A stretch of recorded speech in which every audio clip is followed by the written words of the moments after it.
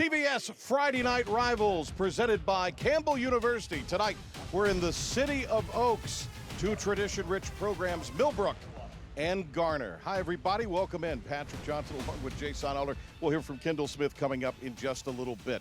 For Millbrook, they were off last week. Came at a good time. This has been a banged-up team. Yeah, well, they're very physical in their Week 1 victory over Apex Friendship, and it came at the perfect time because they're able to rest and refocus here now for Week 3. And for Garner, how about the victory they had against Middle Creek last week?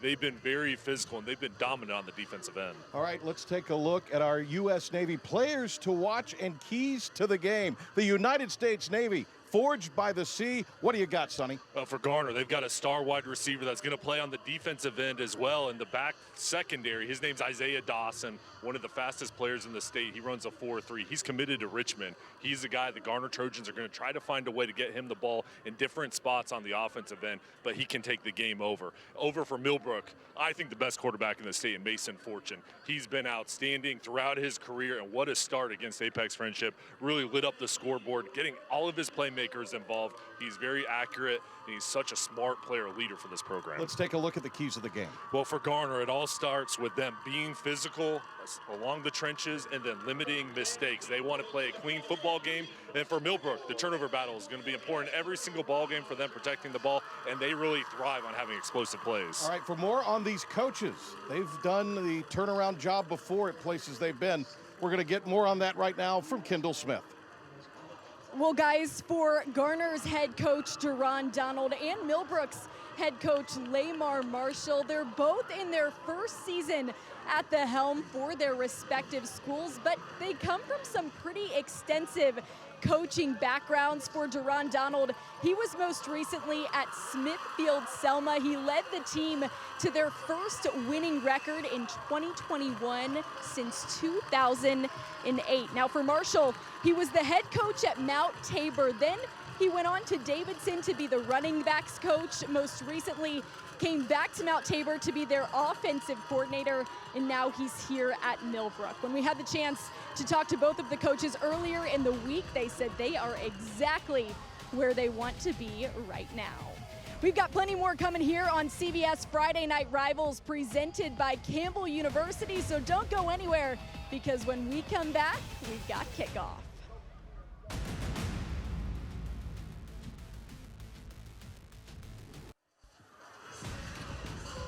Thank you to the United States Marine Corps for today's coin toss. The few, the proud, the Marines. Contact your local recruiter today. Thanks to Sergeant Dominic Johnson and all active and veteran military members for their service to our great country. Patrick Johnson, Jason Alder, and Kendall Smith, our entire FNR crew, as we're ready to go. Garner will be kicking off. Millbrook, rather, will be kicking off. Garner will be receiving. They've got Taden McFadder back and the dangerous Isaiah Dawson. Grayson Palmer, the junior, will kick it for Millbrook. He had 6 touchbacks in their Week 1 game. And it is time for our Air Experts Heating and Cooling kickoff. Heating and cooling by Air Experts. Schedule your $89 tune-up today at yourairexperts.com. It'll be caught, but we have flag on the field. Love the video board here at Wildcat Stadium. Oh, they reset the clock. Okay, so no flag. I think it's a long ways from when you and I played. They had the old soft drink scoreboards. Technology's a little bit different. Light bulbs were burned out. Yeah, it's a lot different. Okay, let's do it again. Air Experts Heating and Cooling kickoff. Schedule your $89 tune-up today at yourairexperts.com. Palmer's toe greets leather. And from the 2-yard line, it's going to be McFadder. He'll bring it out across the 20. And Garner will come out. Trojans 1-1, had a lead in Week 1 when they lost to Holly Springs 9-7. Came back last week against Middle Creek with a 10-point victory. Braden Selvage has been their quarterback, but we may see the freshman Christian Ormandy as well. This is an offense. They'll give different personnel looks. They want to be physical up front with their offensive line, run the ball, but we'll see them get into tight end sets, 2 tight ends, 4 wide receivers as well. High snap on the ground. Devin Grant. Flag on the play. We'll see what that's all about. But while we do, let's tell you about the Campbell University starting lineups. Campbell University go beyond the unexpected. It's going to be a face mask call. And here's the lineup. Told you about Selvage, Grant, Cam Quillett, Dawson, very dangerous. Chisley is the other receiver, as is Dwight Nesbitt. And this is an offensive line with just one senior. A young group, but they've shown a lot of promise early on, and the coaching staff really likes the way this team is developed through last spring, this summer during workouts, fall camp, and they had 2 good tests against Holly Springs and Middle Creek. And Darren Donald, what a job he's done here leading this program in his first year. Ron Donald, Kendall touched on it. What a turnaround he engineered at Triple S. Not an easy place to win. Again, they stay on the ground to the Trojans. Now the Millbrook defense for Campbell University. This is a group that is led by Christopher Newcomb, the corner. In their week 1 game, 14 tackles and an interception. Irick Brown also had an interception in that week 1 victory. That was played on a Saturday. After the pickup of 4, 2nd and long.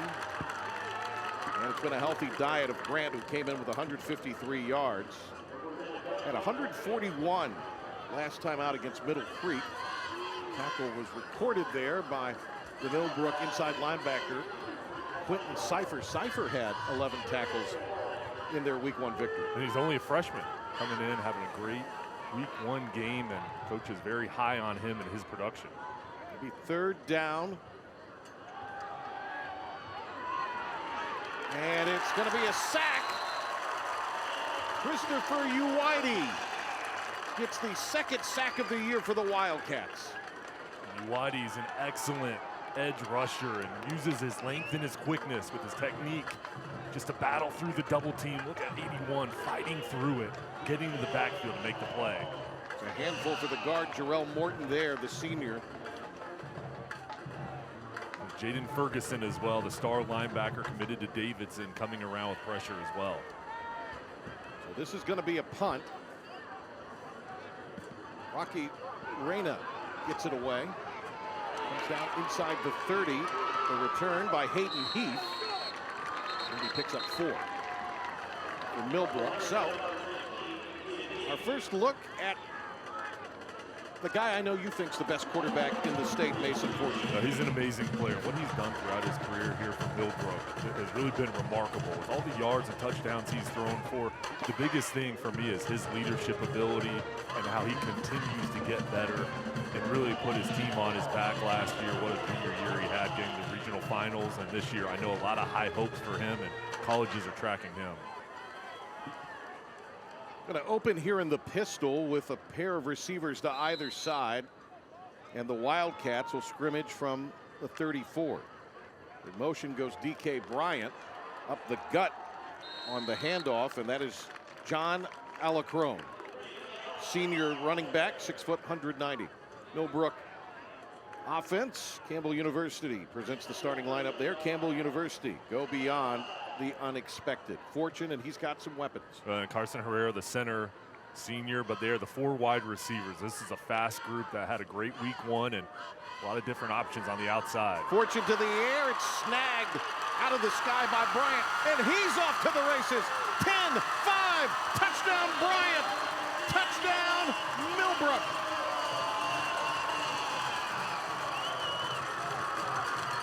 NC assist brings you that touchdown. We make a Fordham College simple. And DK Bryant, 2 touchdowns week 1 here, starting off over the middle. Excellent catch with the hand-eye coordination to go up, make the play, and then this is what makes him special. He turns on the jets, takes it all the way. What a start for the Millbrook offense. Both teams ran 2-point conversions in their last game, but looks like Millbrook is going to let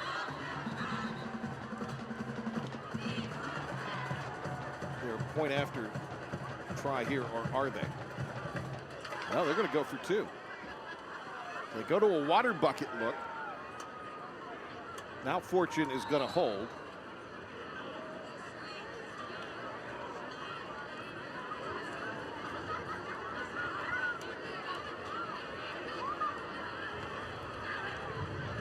Millbrook with the point after. That's Angel Gomez. Knocks through his second of the season. Pretty good fortune here, and one of the better receivers in the triangle with the grab and run to put the Wildcats up 7.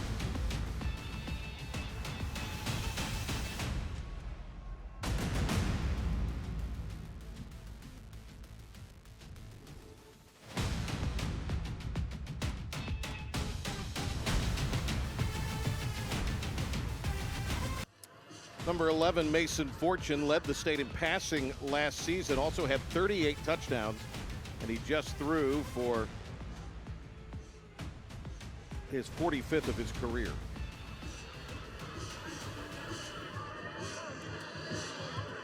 (7-0) Millbrook.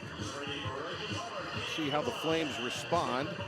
Isaiah Dawson to the near, to the far is McFadder. Dawson is someone who can get a big return going. He runs a 4.3 and had a big summer on the camp circuit, committed to Richmond. Schools are still following him, more offers coming in, but he's a guy who's been so good for us through the first couple of weeks for the Trojans. Dawson's averaging 35 a return. Will they go to him here? That's going to go into the end zone and be a touchback. That's what Palmer did 6 times in week 1. To Kendall Smith with more on the Trojans. Guys, sometimes when you talk to a head coach that's in their first year at a new school, they want to tell you about how great things are. But when we talked to Garner's head coach earlier in the week, Duron Donald, he kept using the word uncomfortable. He said this team wants to win, but it's uncomfortable because I'm the new head coach and I'm very demanding, and my expectation is that they're going to work hard. He said we're all slow with change because we're creatures of habit. It was uncomfortable, but we're starting to see the benefit of our labor. It might not be a comfortable drive here, a comfortable possession after you're down 7-0, but Garner hoping to get back into this one, and Duron Donald knows it might not be comfortable. Same crew we had last week, so we might be here a bit. Thank you, Kendall. Yeah, Garner, one of the few triangle teams with the state championship. We got Gibbons most recently, but in 1987, people still talk about that Trojans team. This is a program with a lot of pride. Well, great tradition, and Duron Donald is going to bring it back. I've been so impressed with him and his staff, what he's been able to do here in year 1.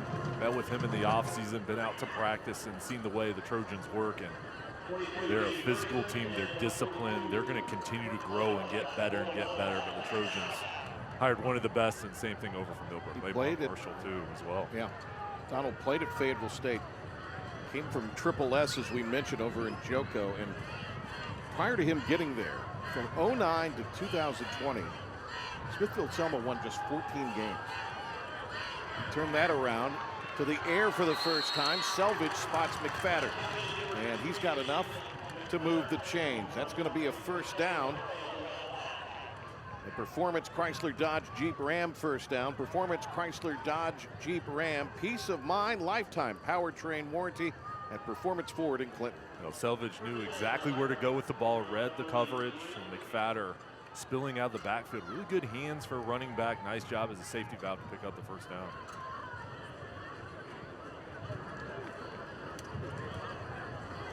Back to Selvage's right. They're going to give it to Dawson on a jet sweep, and he'll take off, gets to the 50. Dawson to the 40-yard line. A big run of 27 yards, and that will bring up another Performance Chrysler Dodge Jeep Ram first down. Well, Garner's going to use Dawson in the running game. 13th carry on the year, jet sweep, and this is his special quality. That speed, the vision in the open field, so tough to bring down. And the Trojans now starting to feel more comfortable on the offensive end. Just one win last year for this Garner program, their final season under Thurman Leach, who was at the school for 34 years overall.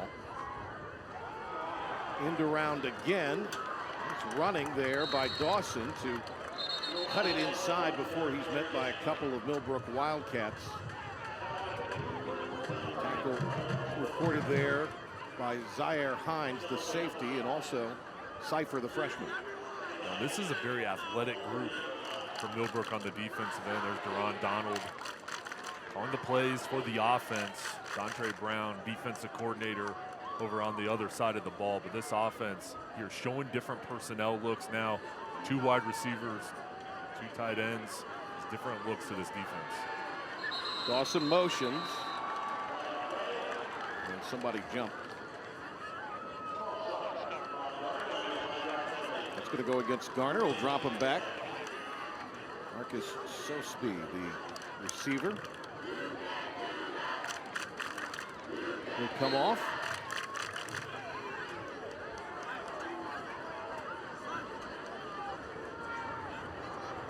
8th season as a head coach for Deron Donald. This Garner team at Millbrook tonight. They'll be at South Garner next week in that rivalry game that you and I have called the last couple of years.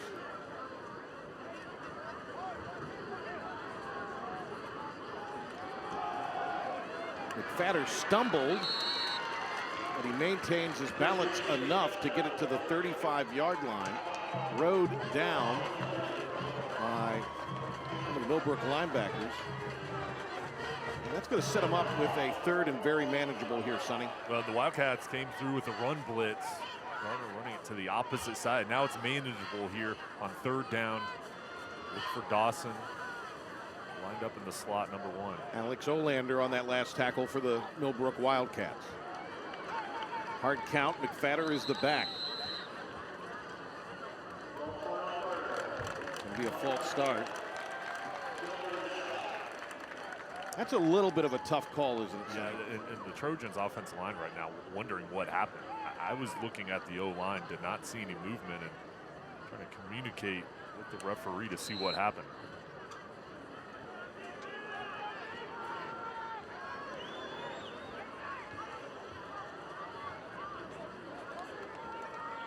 Was it Morton? See, I don't see it. I don't see it either. To live action. That ball just out of reach, intended for Dawson. Would have been shy of the 1st down marker there, but would have set him up for 4-down territory. Stop me if you've heard this before. Another penalty flag. Do you decline this if you're Millbrook? Yeah, Millbrook just declined it. Selvage declined.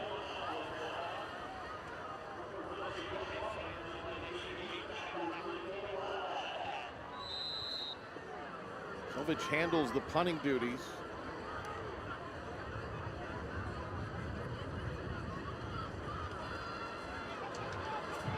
Got that away and placed it pretty well. They're going to say that's all the way down to the 6. 34 yards, and it pins the Wildcats back here at home. Another flag, though. Going to be a hold on Millbrook. That's got to be declined because you have him in prime spot right now, back inside the 10.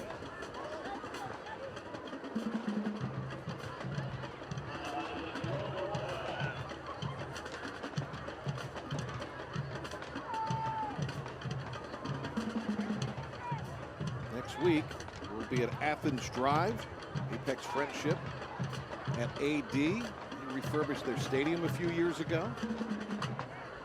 Sonny will be on assignment. Joe Sampson, another ECU tight end, will be here. Could he be a younger Sonny, perhaps? We'll find out. He's a good guy. Great guy. Looking forward to seeing Joe. Joe and I will be working tomorrow in college football pregame, so that'll be fun. Midway point here. Fortune escapes, delivers a strike to the 15. Nice catch. That'll move the chains. The grab by Henry Hutchins. I've been really impressed with Hutchins. His production week 1, and then here starting off this ball game, coming back to Mason Fortune. As Fortune starts scrambling, Hutchins saw his eyes coming to the sideline, presenting a target to get the 1st down. First down brought to you by Performance Chrysler Dodge Jeep Ram. Get Performance Chrysler Dodge Jeep Ram peace of mind. A lifetime powertrain warranty at Performance Ford in Clinton. That's another big play. Not quite enough to, no, it is going to be enough for a first down. So back-to-back big gainers. And when Mason Fortune is at quarterback, the 6'2", 285-pound senior, there's a certain calm no matter the situation. He has a presence, and when his offensive line protects and gives him time to throw, it's so tough for a defense to hold up in coverage. Lamar Marshall says of all the quarterbacks he's coached, Fortune has grasped the offense the best. This time he's going to go down to a sack is Fortune. Getting back there to him for the first Garner sack of the year is Zion Moore. A little bit of help, too, from Theo Butler. Yeah, those two, Butler and Moore, just shooting the gap. Good job with their pressure, getting off the blocks. See 11 Moore jump through there. And those two really working in a tandem on the right side of the defensive line, getting into the lap of Fortune. When Theo Butler grabs you, you're not going anywhere. That pass too high for DK Bryant. They were trying to set up a receiver screen where it was Millbrook. Stops the clock with 4:59 to go. You had the game last night where first college game with not stopping the Canes after a first down. How'd you like that? Well, it's good for the broadcasters and for fans watching because the clock moves. The game moves. It's only inside of 2 minutes in the second quarter and the fourth quarter. Or on a first down, there'll be stoppage. So rule changes being implemented at NFL level and trickles down to college. Also some new rules in high school as well. 3rd and 15 after a penalty, and that should bring in another flag, or will it? No, it will not. They must have deemed that uncatchable. The pass intended for Hutchins, and McFadder was there defensively. Jackson Bear as well, the linebacker sifting back. You see number 10 there going into zone coverage, as well as McFadder. You know, that looked worse initially than it was. The replay bared out that there really wasn't any contact there. Good no call. Yeah, it really was, wasn't it? So Cowan Myers will punt for the first time this year. It takes a bounce to the 42. Here's the return by Dawson. He's electrifying. Down the sideline he goes. Makes a move, cuts it inside the 20. He takes it down to the 15-yard line. What a scintillating return by Isaiah Dawson. He can change the game. He can flip the field. I like how Garner uses him. Offense, defense, and special teams. Trying to get him opportunities. Here's a 43-yard return down the sideline. He makes it look easy. A couple guys miss, and then the speed takes over. He finishes off the run, and now the offense is going to have excellent field position to start the drive. So the Trojans are in prime territory here as they find themselves following a penalty flag with even better yardage. They'll get inside the 10 to set up a goal to go, but they are inside the offer pad red zone. Offer pad, your all-in-one way to sell, buy, and mortgage a home. Garner's got to score here, don't they, Sonny? They do, and they're loading it up. Run formation, only one wide receiver, 3 tight end set. Grant cuts it in. And Grant picks up about 5. Now they loaded up the right side. Jackson Bear, number 10, senior star linebacker on the defensive end, coming over on offense, having a lead block. And there's Grant, who's had a really good season so far. From the 4, 2nd and goal.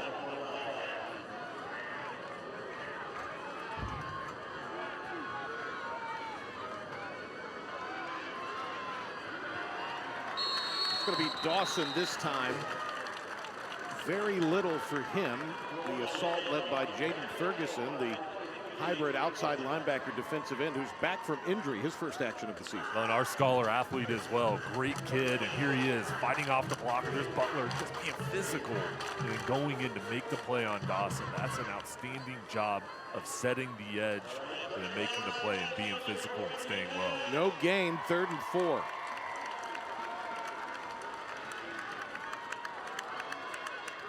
They spread it out a little more now to the Trojans. Dawson in motion, jet sweep again. He'll cut it inside, bangs it to the 2.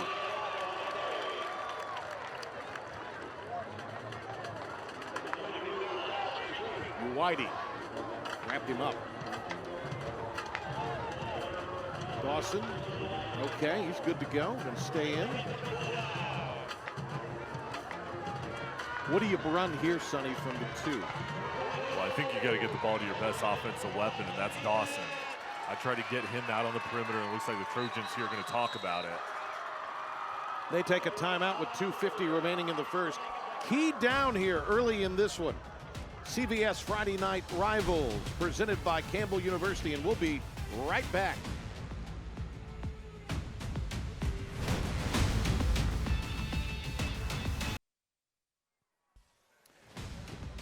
Let's see what the Trojans have drawn up out of the timeout.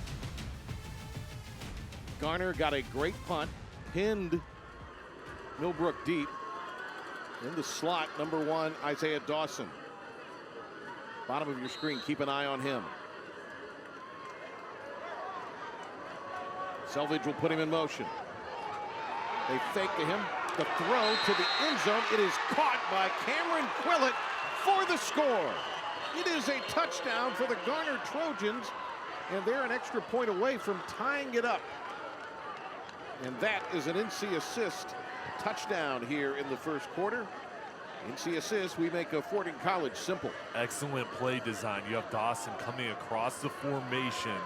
The jet sweep fake. The eyes of the Wildcats defense went towards him, and then on the backside, Quillett, one of the top juniors in the state, on a slant route. Physical, he boxed out the defender, does enough to get inside and make the play. Reyna off the hold, splits the uprights. And we're tied at 7. One thing you can count on with the Duran Donald team, they're not going to roll over. They're a team that fights, they're disciplined, and I like the way they're competing out there. And Patrick, coming into this ball game, we expected a physical matchup in each team, a lot of tradition, a lot of pride, and 2 great new coaches. You know that these teams are really going to play at a high level, play for each guy. So let's see how Millbrook will answer here at the 2:46 mark in the first. You thought this game would be an interesting one tonight. I thought it'd be close. And so far, I like what I see from each side. Garner's got the great tradition. Millbrook, though, in recent years has been a tough out. Yeah, Millbrook, just outstanding season last year. Losing so many seniors. A lot of new players on this year's teams, only 3 starters on offense and defense. But this group, the younger Wildcats, they've made their mark. So a penalty is going to be assessed after the kick against Garner. So they'll have to kick from their own 40-yard line. Rayner will be handling the kickoff. Thomas Stucker has done some of that through the first 2 weeks.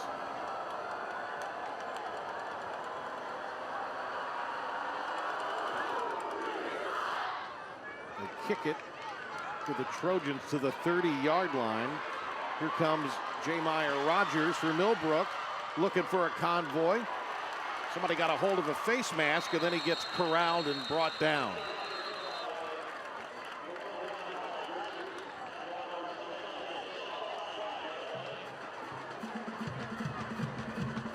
Rogers took quite the route coming across the field.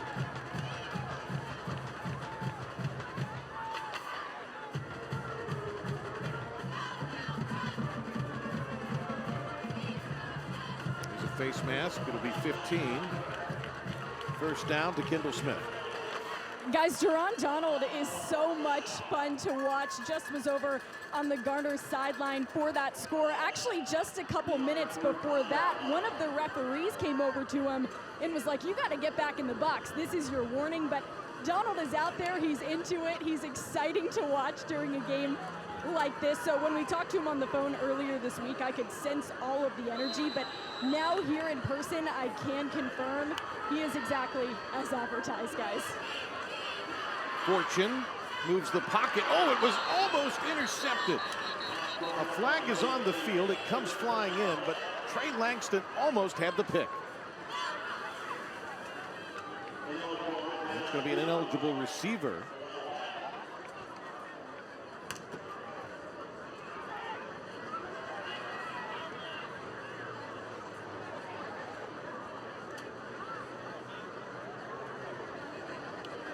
and they had another crack at it, more initially, and then it was Langston.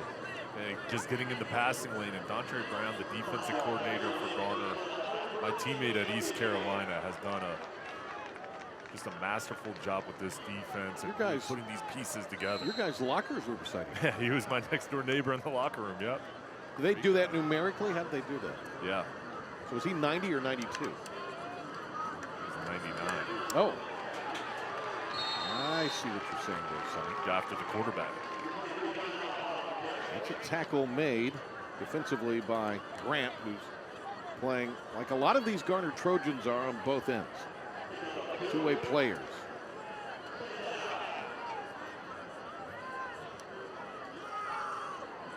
Got a little bit back, Sonny. Go ahead. Yeah, and for Millbrook, Lamar Marshall calling the plays.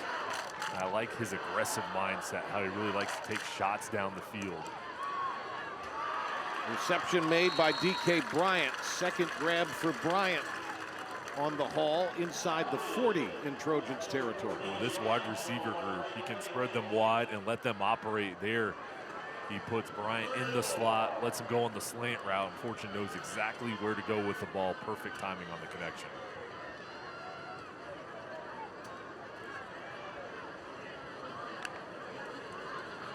Third down. And a second burst there. Helmet came off of Quillett. And that is Alarcon banging it up through the middle. This is a nice run. Physical offensive line. Good job road grading up front to get push. Alarcon finishing off the run. John Alarcon had just 19 yards coming in. It was his longest run of the season a moment ago. This chance to tell you that the first down for Performance Chrysler Dodge Jeep Ram. Performance Chrysler Dodge Jeep Ram, peace of mind, lifetime powertrain warranty at Performance Ford in Clinton. Ball's at the 32. It'll be moved back.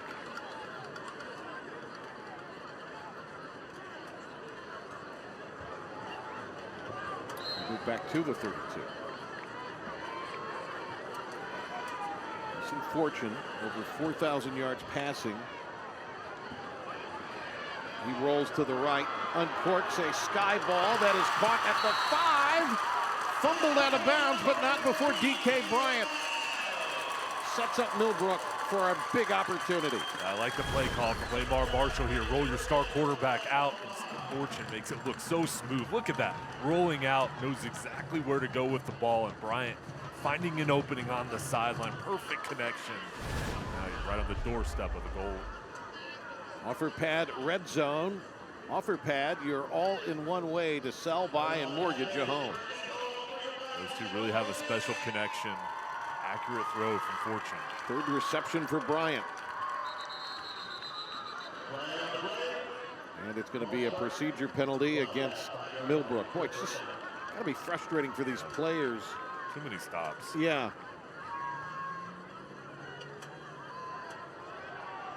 The Wildcats back to the 7.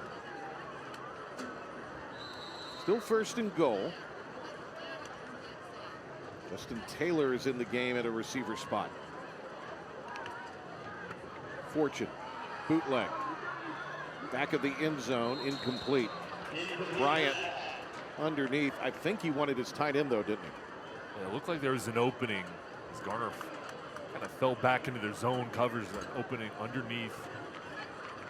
Good job just being careful though, and for Garner here, this is really where they're at their best, is when they're bending here but protecting their end zone. They have not allowed many points this season.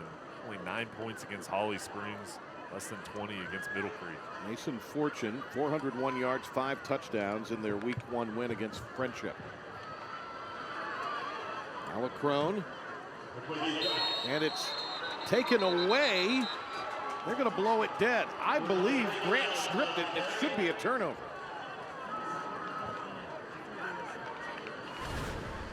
Let's see. See Jackson Bear, number 10, shooting the gap.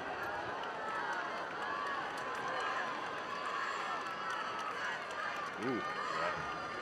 When did the whistle blow? Yeah. It depends when the whistle blew, but it seemed like it blew after he had the ball. Yeah. Time winding down in the first period. Swing pass. Alacrone waltzes into the end zone as time expires. NC assist touchdown for Alacrone and Millbrook. NC assist, we make a Florida College simple. Second catch for Alacrone. Really good hands. Here's Fortune. Running back out of the backfield with a swing route. The execution. Get another play. Make the defense pay.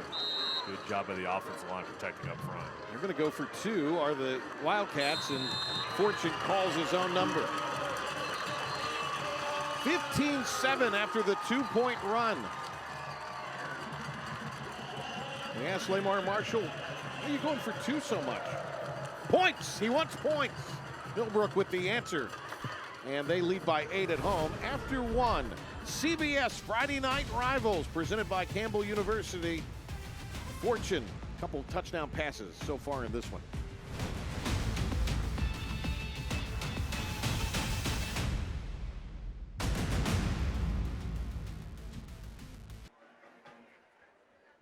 Here's the play with sound that we were talking about that looked like it was a strip of the football. Let's listen.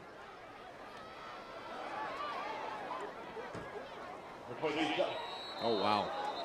So insult to injury for the Trojans because the next play, Millbrook scored. Yeah, and tough break for Garner there because that looked and sounded, it could have and should have been a turnover. That's going to be tough for them, but now you've got an opportunity to get the ball back here and an opportunity to get points on the board, but credit to Millbrook for going through there. Next play, scoring the touchdown.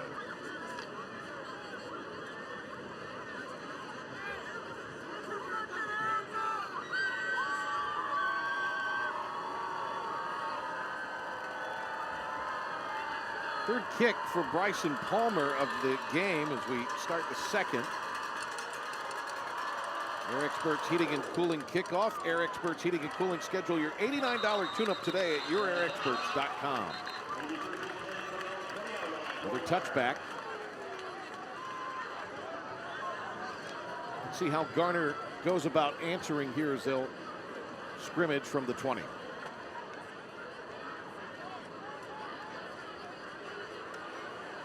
Here's tonight's United States Army game summary for the first quarter. The U.S. Army, be all you can be. And Millbrook right now really dominating in the passing game. Good job there executing, and for Garner running the football, winning up front. Too many penalties, and I don't blame the kids for that one. It's referees throwing a lot of flags, and hopefully that slows down.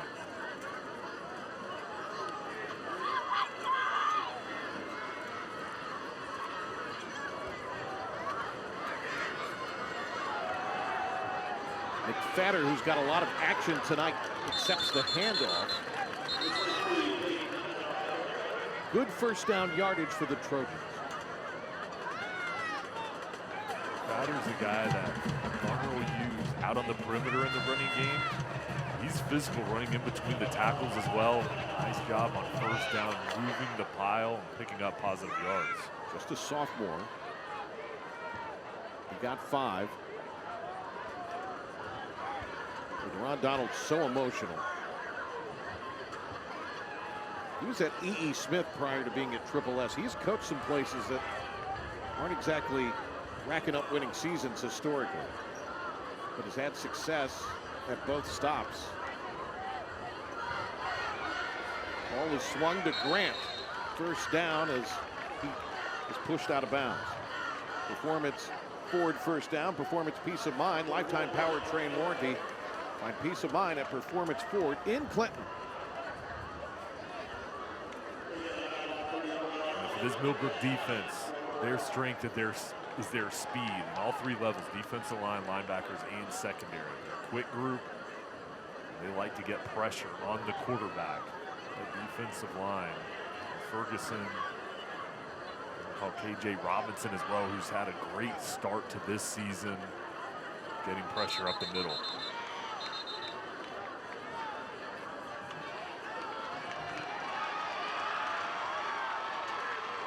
A whistle.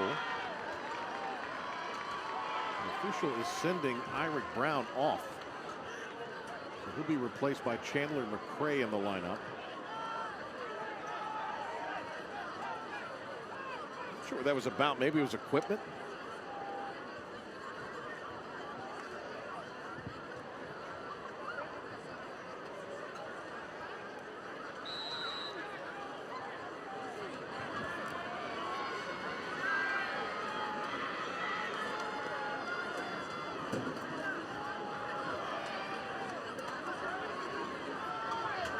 Garner's been dedicated to that run on first down, committed to it. Grant with some good yardage. Looked like the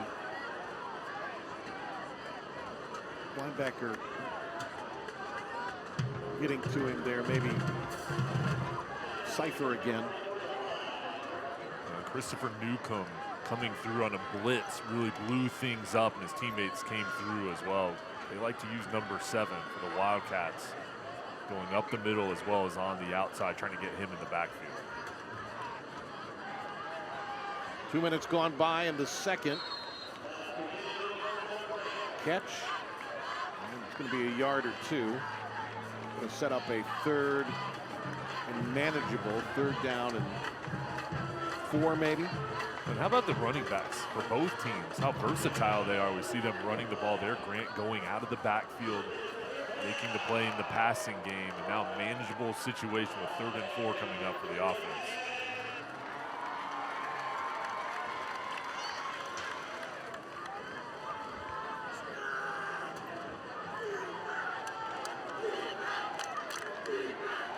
Selvage taking his time. Good drop.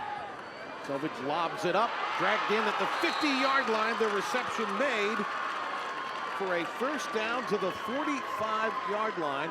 Zion Moore checking in and making the catch. A heck of a play from Moore. Excellent protection up front. Selvage throws it up, and there's Moore. Focuses it on all the way through, bringing the ball in as contact is made. Hauls it in for the first down. They're using Moore as a bit of a H-back here. Well, that warms your heart.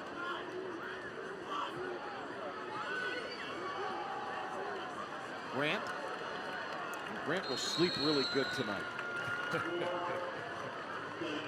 What do you say? He's getting a lot of action here.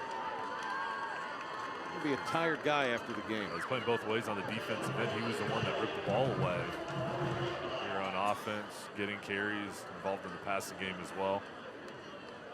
Sonny, we've seen Garner the last couple of years. They just look like a different attitude about him. Completely different team. One win last year. And you see this team and just a whole different vibe with this program, and the Trojans getting a big win against Middle Creek that opened eyes, but the Holly Springs game, they had a chance in that one as well. Dawson on the swing pass, fighting through a tackle, finally wrestled down by Hunter Jackson for Millbrook. He plays nickel for the Wildcats.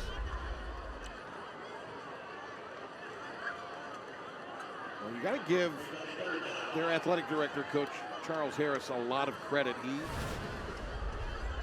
knows the passion of Garner. He's an alum and knows that this is a really proud athletic tradition, not just in football, but all the way around. And made a great hire, I believe, with Coach Donald.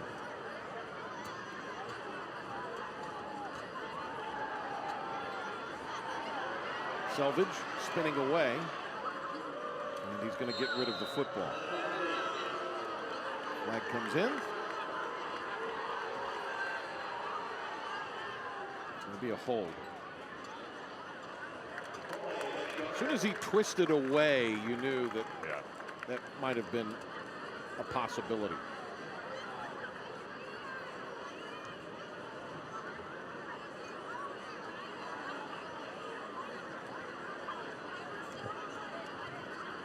I wonder, is it going to be declined? Yeah, it looked like it was declined.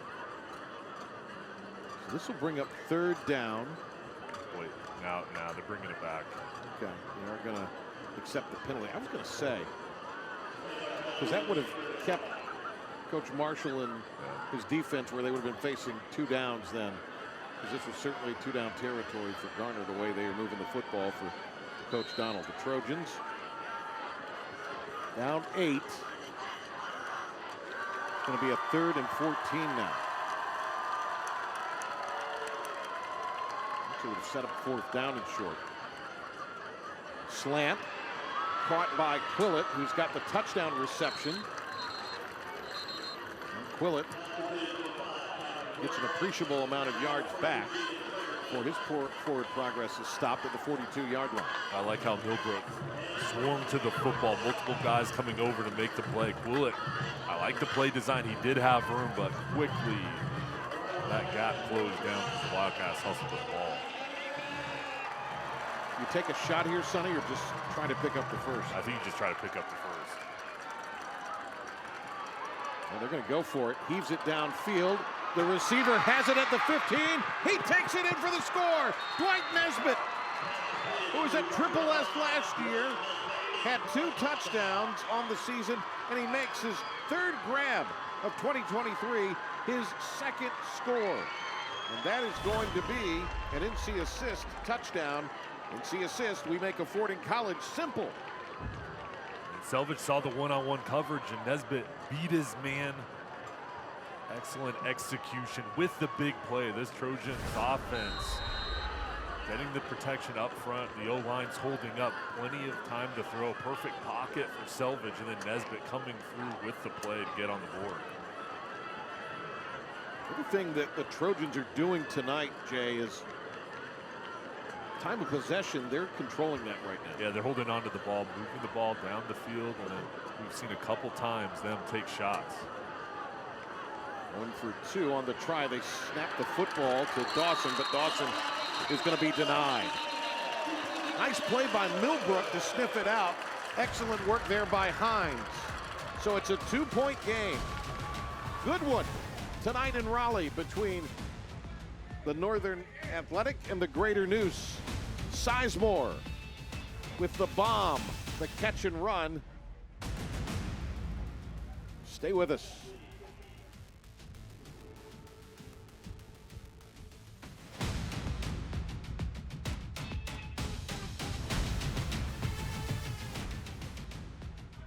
Aloha. Stay tuned for the Performance Forward halftime report. We'll have this week's Tatum and Atkinson scholar athletes participating school interviews, the principals from both institutions, highlights and more. Performance Peace of Mind, powertrain lifetime warranty. Find peace of mind at Performance Forward in Clinton.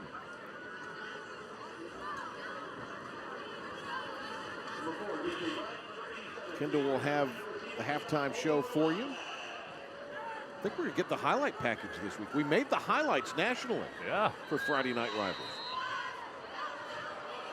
Your voice got in there because you wouldn't stop talking. Air Experts Heating and Cooling kickoff. Air Experts Heating and Cooling. Schedule your $89 tune-up today at yourairexperts.com. And I'll tell you what, though, Patrick, for Millbrook, how about the stop on the 2-point conversion? Defense coordinator Hunter Jenks and his unit really standing strong there. Get the stop and prevent the 2 points. Jenks was the head coach at Clayton. Bit of an onside try there, and that's an interesting call because you're now giving excellent field position to a potent offense. Well, and for Millbrook here, this offense light up the scoreboard, but I like how they've run the football tonight. The balance they've shown, trusting their O-line and the running backs, and there's Lamar Marshall. What a job he's done with this program coming in this spring after he was hired, and he's got a great track record as well. And coming in week 1 against Apex Friendship, this offense and defense, all 3 phases were clicking. Mason Fortune completed 60% of the passes in his career. Pistol look here. Fortune untouched, and it's going to be intercepted. Pick off by Dawson. And that is the 5th interception for the Trojans defense this season. Dawson doesn't come off the field. It's offense, defense, he does it all. Reads the eyes, then jumps in the passing lane. Here's the recognition, and then the closing speed to jump in front and then make the play and hold on to the ball. Wanted Bryant, who's been a favorite target tonight. Two-way star Isaiah Dawson is going to be a spider next season. He's shown so much tonight, just how hard he plays and what he means to the team making plays.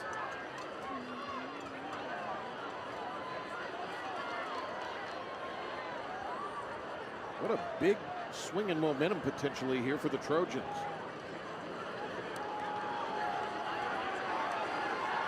They go to Dawson. He gets dragged down unceremoniously by Ferguson. Yeah, the defense is so disciplined. Ferguson, again, holding up on the edge, going against the blocker, setting it, and then making the play as the ball runs to the outside. Kept his eyes up. He's a talented kid and another guy with a great career here for Millbrook.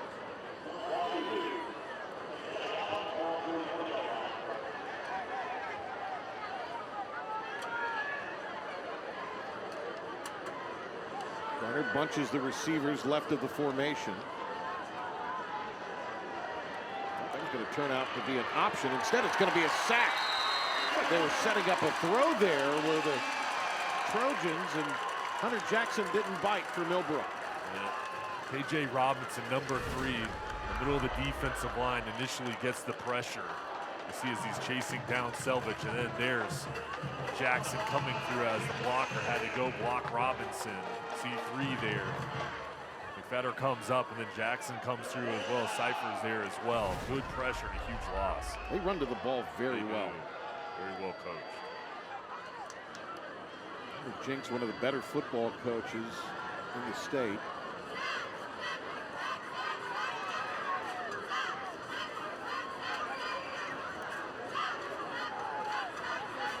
Big loss, 3rd and 22 here.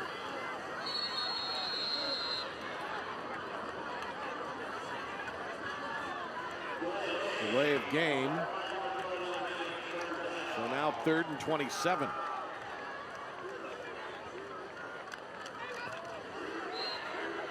Donald not happy.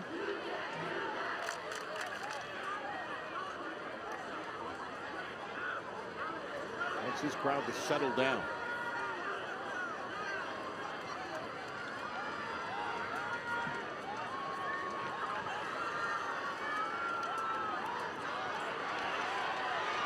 Selvage. Maybe panicked a little, wanted Quillett, covered by Jackson.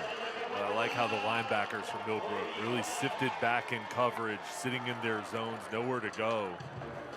Christopher Newcomb coming up in the passing lane, just really making it difficult in coverage, and this defense doing the job to get off the field.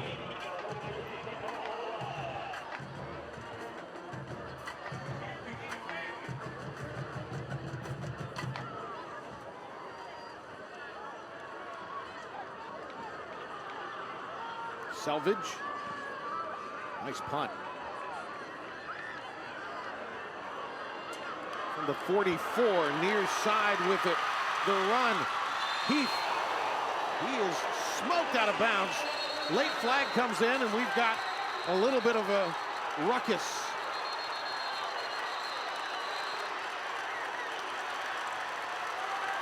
Coaches did a tremendous job to get in there and keep this from getting out of hand.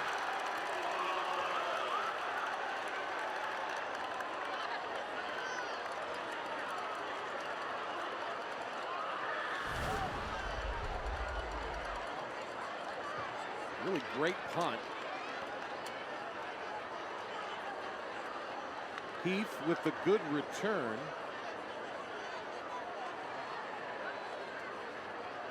And he got bodied by Selvage. Hit out of bounds. And Kendall's downstairs. She's going to sort all this out. But, Sonny, you got to give the coaching staff for Millbrook credit. They got in between their players and the Garner players, and this could have gotten out of hand. Yeah, that could have been bad. And they just got in there and cleaned it up as quick as possible. A dangerous play, though, going out of bounds. Looks like everybody's okay. But, yeah, I mean, each team playing so hard. You have a late hit, physical ball game, and the fight could have really gotten started there. We'll see here as the hit comes through. And Selvage made that worse as you had bodies of people on the sideline fly too after the hit. Just he was well out of bounds. And Hayden Heath there pops up. It's like he's okay, so that's a good sign. But yeah, late hit. And right now, everybody trying to get on the same page and figure out where the flags are going to be assessed and what's going to happen next.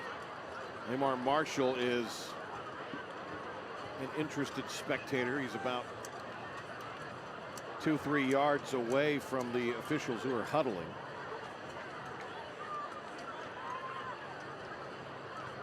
Well, we've roasted the crew a little bit tonight, but they also did a good job too to get in there and prevent this from getting what could have been a disaster. And I know the players are kind of scrapping there, but also too for them, you know, that got broken up quickly and everybody kind of moved away from each other as quick as possible.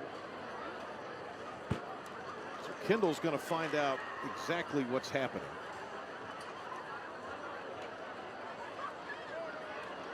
And let's go to her right now. Kendall? Well, guys, I just talked with Millbrook's punt returner, Hayden Heath. He said, I'm the one that got trucked, and then everyone just started swarming around me. I got out of there as fast as possible. I was on Millbrook's sidelines. I heard their coaches screaming at the team, get flat, get back, stay disciplined, come over to the benches. It was a little bit hectic there, but I talked to the guy who was in the middle of all of it. He said he just got out as fast as he could, but he's glad that it didn't end up going further, guys. I think we all are. Kendall down there in the ruckus. In the middle of it, getting the report. Let's see if we can find out exactly what is going to happen here. The thing, Sonny, I think that we're looking at what other players might have been involved as it started to get a little out of hand. And again, we can't emphasize this enough. The Millbrook coaching staff did a tremendous job to get over there and make sure both sides got separated. No, you're exactly right. I mean, they got everything cleared up and made sure they kind of built a wall between each team, and thank goodness everybody's okay. That was a dangerous play, you know, with Heath down there and then other people down on the sideline. When that contact was made, bodies were flying everywhere. Lamar Marshall was a running back at Duke from the Triad and a real class act. And I think he's wanting to get his day in court here. I think his point also was it was Selvage who made the hit, and that they had players on the other side that were involved in pushing. There's Charles Harris. We mentioned him earlier, the AD.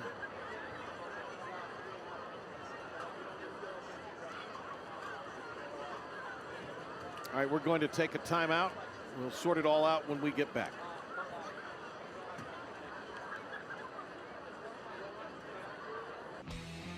A reminder that we are streaming Friday Night Rivals on our Facebook Live at MyRDC TV. Brought to you by CVS. Shop new, lower prices every day. We're on the book. I know you and Josh are meta. Right? Is that the term? I don't know. You make all these weird texts and tweets and with these initials. I'm just trying to keep up. Are they weird, or are they just you don't understand? I don't understand them. That's really what it is. It's just weird to me because I don't understand them.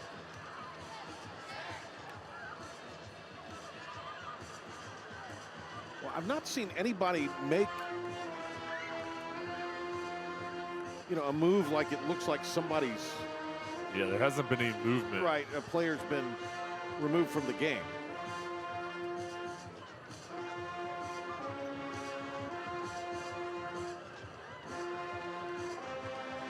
Kendall's down there trying to get the word on if there are any ejections.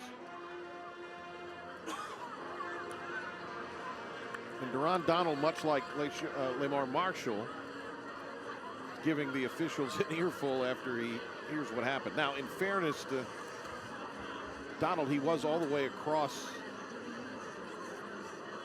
the field where Marshall was a little more in the thick of it.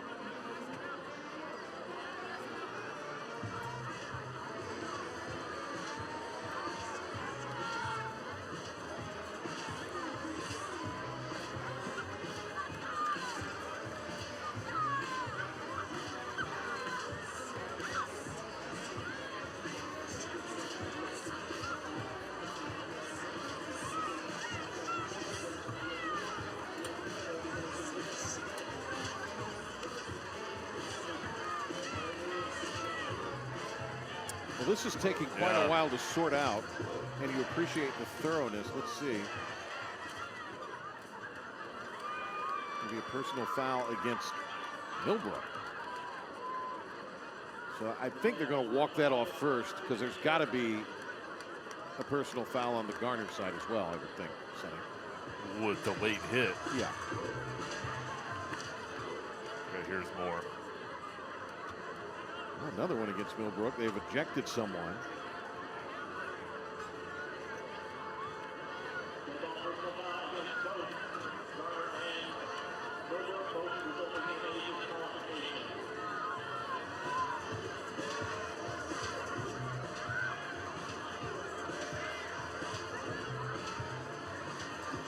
We'll try to find out who exactly got tossed as they continue to go through.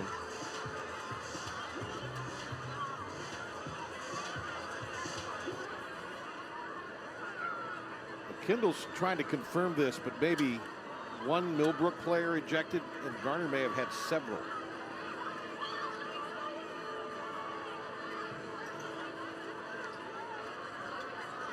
This is already a little bit of a thin Garner team, and they continue to walk off yardage against Millbrook. I would have to imagine if they're walking off this much yardage against Millbrook or against Garner, that might very well be the case. Yeah, they're going to walk it down halfway to the goal line here.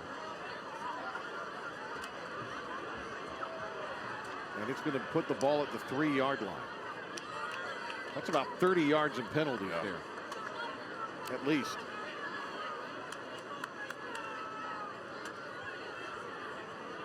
Still looks like confusion.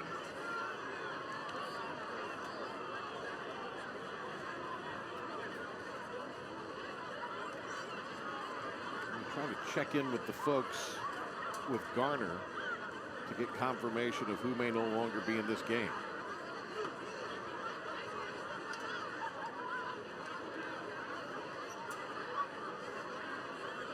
And this has grinded this entire thing to a halt. Well, a reminder to stay with us for our Performance Forward halftime show. We'll have this week's Tatum and Atkinson Scholar Athletes, interviews with the principals from both schools, highlights, and more.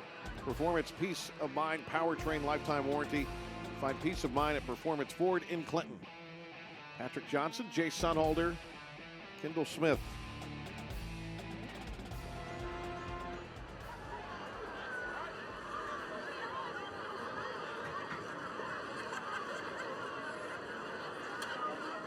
It was just unfortunate that there's this stoppage in play. Well, I don't think you can fault the fact that they kept that from really getting out of hand. They have adjudicated it, have the officials, but a lot of this has seemed to have taken a good amount of time. And quickly to the ball is Millbrook. This follows the punt return.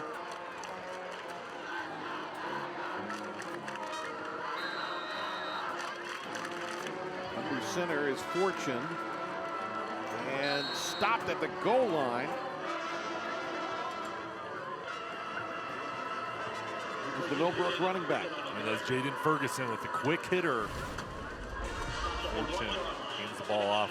Ferguson lined up as a fullback, almost able to get across the goal line. Garner standing strong to get the stop. Nice play there by Garner defensively. Good work by Traquan Sanders. Same play. And this time it results in pay dirt. Jaden Ferguson on the plunge. That's an NC assist touchdown. NC assist, we make a Fordham College simple. I like Lamar Marshall going back to the same play. Once again, giving it to his senior. The offensive line, look at the path up front, the wall. There's KJ Robinson, number 3 at the tight end position, finishing off his man. An easy route to the end zone for Ferguson. He's physical all the way through, and a good job capitalizing there for the touchdown. We have it confirmed from one of the administrators on the sideline as the kick is up and through to make it 22-13. 4 players from Garner have been ejected indeed. One for Millbrook. 5:05 remaining. Wildcats here at home. Great environment as it always is.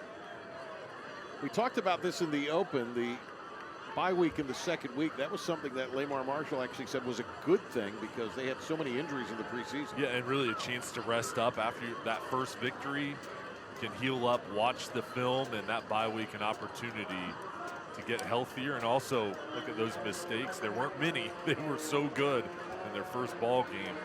But really regroup, and now for this stretch run, 9 games in a row, they're ready to go. Lamar Marshall, 3 years as a running back coach at Davidson. Was the offensive coordinator the last 3 seasons at Mount Tabor and was the OC for that 3AA state title team that COVID year in the spring that Mount Tabor won. I think you and I did that game, didn't we? We did.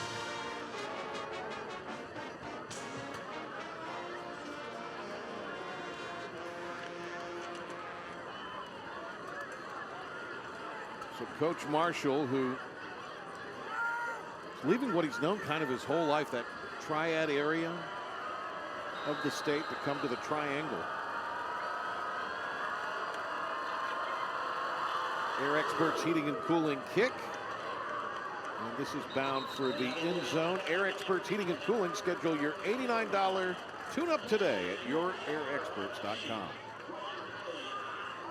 Sonny, what does Garner have to do here? Well, I think Garner here coming out, #1, protective football, and then you've had really good production from your skill guys, Isaiah Dawson, Willett as well, and Devin Grant. So you like what you've seen so far, but 5:05 left on the clock. You want to use this clock up, get a drive going, but I think it starts on the ground, being physical up front, run the football, and then use the play action pass.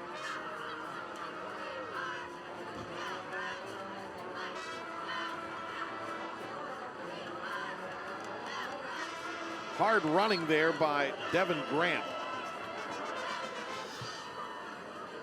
We mentioned it, Grant with 141 yards in their win last week.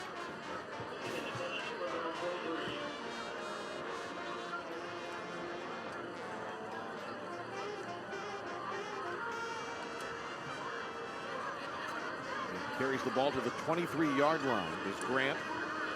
2nd down, 7.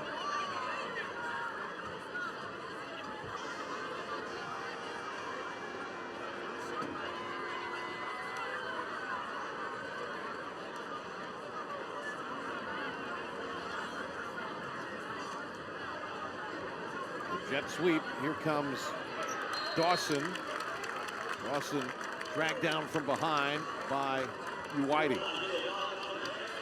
A nice pursuit on the backside going down and getting Dawson. This is a defense that hustles, runs to the football. Now they set up a 3rd and 5. Picked up 2. Obviously, if you're Garner, you want to hang on to the football to try to march it downfield and score, but I think also at this point you want to try to keep the ball out of the Millbrook offense hands as much as you can here in this first half. Well, if Garner doesn't convert, Millbrook with their quick strike ability plus 3 timeouts, they'll have plenty of time. So you've got to figure out an option here to get the first down and a good timeout to bring everybody over to the sideline. Coach Donald burns it. Let's go to Kendall Smith.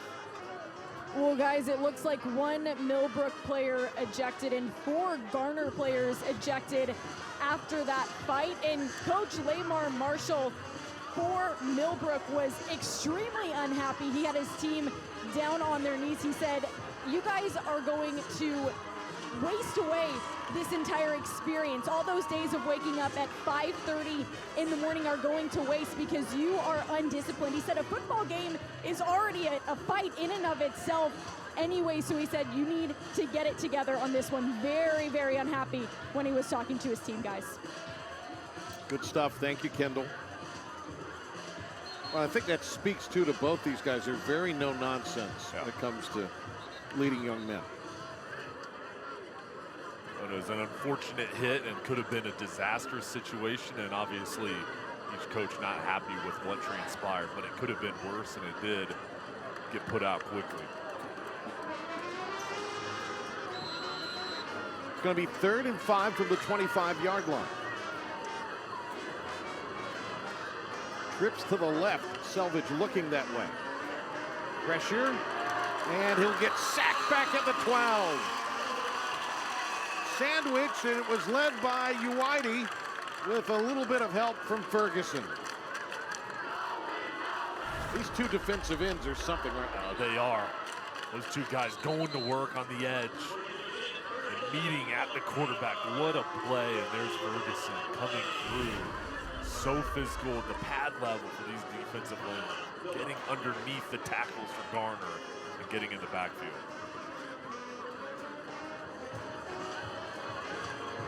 Did the Trojans burn their final timeout, or was this Millbrook who took one? I believe Millbrook may have. So it's Millbrook taking the timeout. And this is obviously in an effort to preserve some time here, Jay, and try to create some separation here in this one. Yeah, well, a lot of time left. 3:05, 2 timeouts. I mean, Millbrook here. It's not a situation where they're going to have to rush. There's Hunter Jinks. Outstanding job with this defense.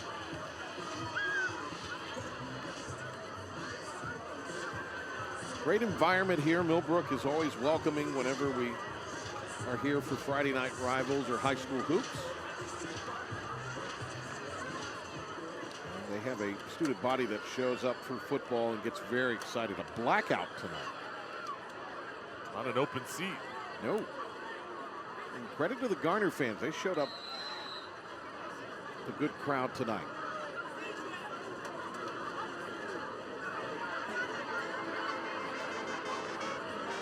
Selvage to kick. Off the side of his foot into the sideline. We're walking it back. Punt for Selvage. At the 30-yard line, that's just going to be a 15-yard punt. Wonder too is Grant, Dawson, some of these guys that have been out there a long time. A lot of standing around and having to play on both sides of the ball, or they may be cramping up a little. Well conditioned, but you're right. A lot of guys playing two ways. It's unfortunate, as we told you, 401 yards in their season opener. That was the second time he's gone for over 400 in his career, and that pass had to be rushed just a hair, a little too much ahead of Alarcon there. Nice job up the middle by Garner. Yeah, the Garner defense, physical, right on that interior, getting a pass rush, forcing the ball out quickly. Dontre Brown, the defense coordinator, has been showing different pressures tonight with his unit. Iquan Richardson was getting back there to him, as was Butler. Fortune.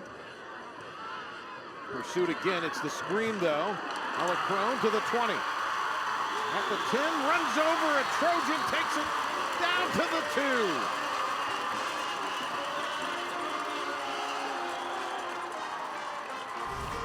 He has been tremendous in catching the football this evening as Alarcon. He's been great. He has a knack for it. The screen pass, nice block to the outside, and then the way you finish off the run. Alarcon making a statement. So goal to go here as they take it inside the offer pad red zone. Offer pad, your all-in-one way to buy, sell, and mortgage a home.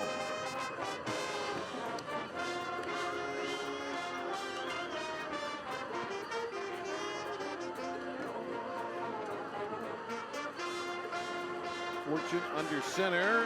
Alarcon rewarded for his good work, and that is his second touchdown of the game for the senior. 6-foot, 190-pounder. And he takes it to the house. It is an NC assist touchdown. NC assist, we make affording college simple. I like how Millbrook, once you get inside the 5, just run the football. Trust your offensive line in the running game. Alarcon, 2 plays in a row, very physical. Get another touchdown cross. This is going to be a 2-point try, and nothing doing there. Nice job by Langston to collect Myers and spear him to the turf. So that keeps it at a 15-point game. 2 scores. Oh, did he break the plane? No, guess not. That's big. I mean, you said it, 2 possession game still. That would have made it a 3-score game had the 2-point conversion been good. Would have put him up 17. So instead, Garner stays in contact. Because 2 scores, you're pretty well in any game. Well, and now for Garner, 2:15 left. You still have plenty of time. Only 1 timeout. But you're going to have an opportunity for another drive before the halftime break.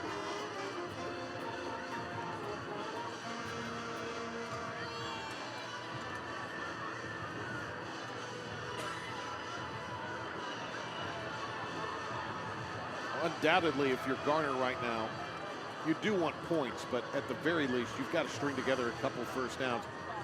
Millbrook cannot get their hands on the football again this half. Yeah, and that's key. You can't give them another opportunity. And those 2 timeouts, if you get a stop, 3 and out, we'll give the ball back to the Millbrook offense. Let's see if Palmer plants another one into the end zone. Our Air Experts Heating and Cooling kickoff. Schedule your $89 tune-up today at yourairexperts.com. It's going to be returned from the 1. McFadder. And the whistle blows as he was surrounded.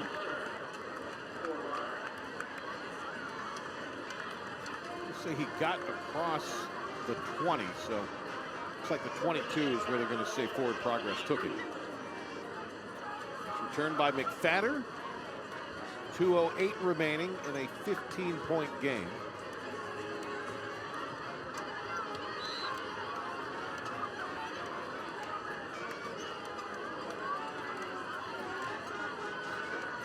Selvage, the 6'2", 185-pound senior at quarterback. 11 of 18 passing in the opener against Holly Springs.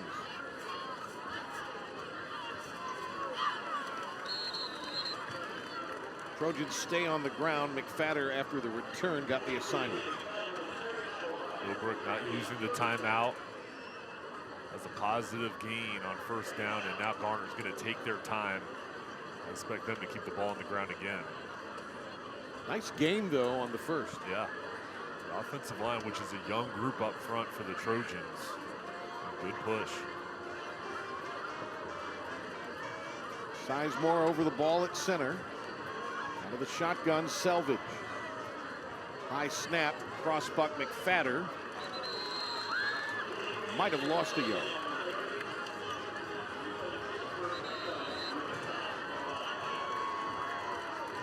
There's a timeout. Newcomb on the tackle. Leaves Millbrook with 1. No gain, 3rd down and 6 upcoming. Yeah, Christopher Newcomb, number 7, top rugby players in the country. He's been all over the field tonight.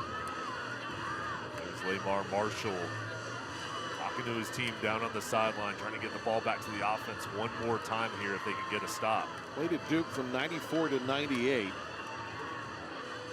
He's involved in one of those turnaround seasons that Duke had under Fred Goldsmith. 1,473 yards in his Blue Devil career and scored 11 of his 19 career touchdowns as a sophomore. Both of the coaches very excited about their new opportunities. And they love their teams, and they have support from the community. With their players in this program, there's that belief, there's their trust they've quickly been able to build. And it's paid off, and it's shown here. All that off-season work here, first couple of weeks, you can tell these teams are well coached, they're disciplined, they play at a high level.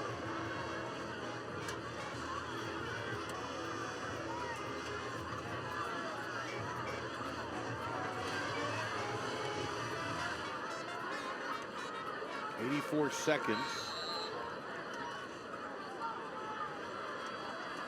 Garner needs to get it to the 32 to move the chains.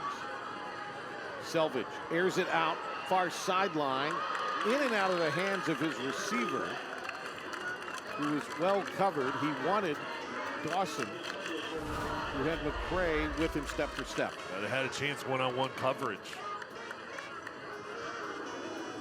McCray was right there. Dawson comes back to the ball, just couldn't haul it in. Now the Millbrook offense is going to get their chance.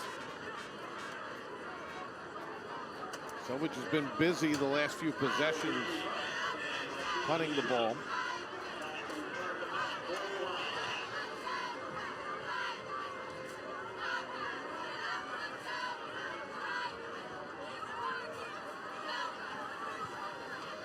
Good punt. Fair catch called for. Ball fumbled.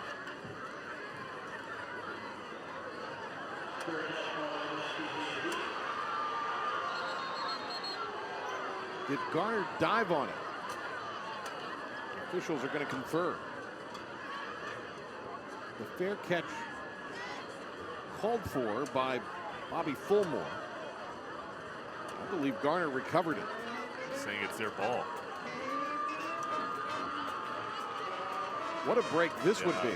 Well, nothing official yet. It makes you wonder, too,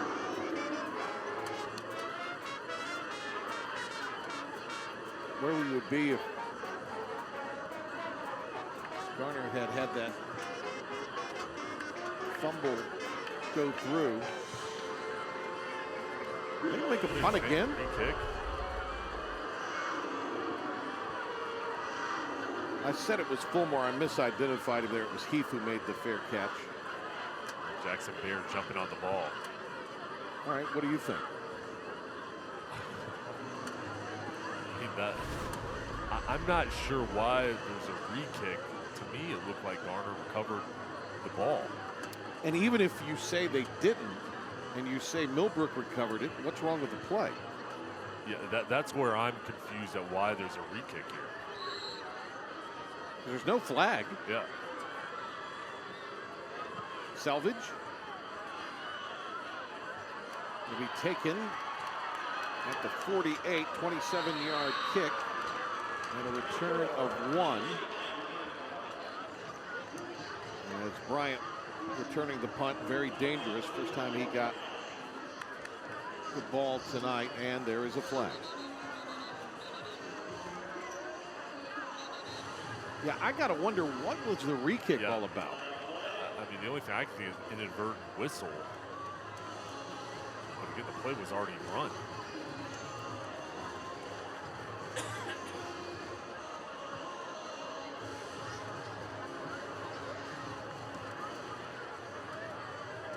Well, they're offsetting penalties.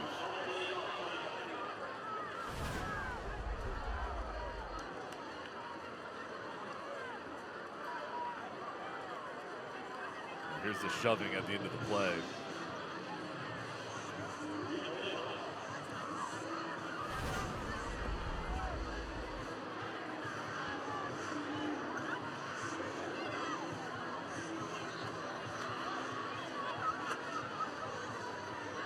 Well, we had a game last week that went over 3 hours. And it had this same crew. And we're going to have another punt. For the third straight time, we're going to have another punt.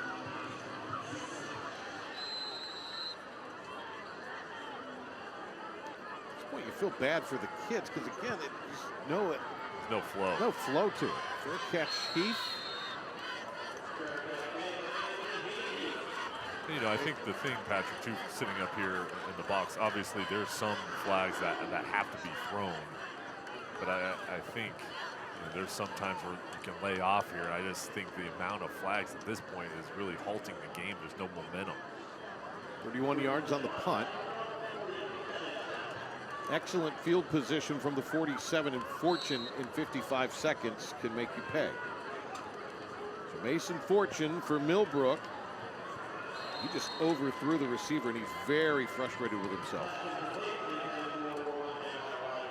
He had a tremendous game in the playoffs where they were eliminated, lost to the eventual state champ New Bern on the road. Now, percentage-wise, he wasn't great, threw a couple of interceptions, but passed for 243 yards against a really good New Bern defense last season.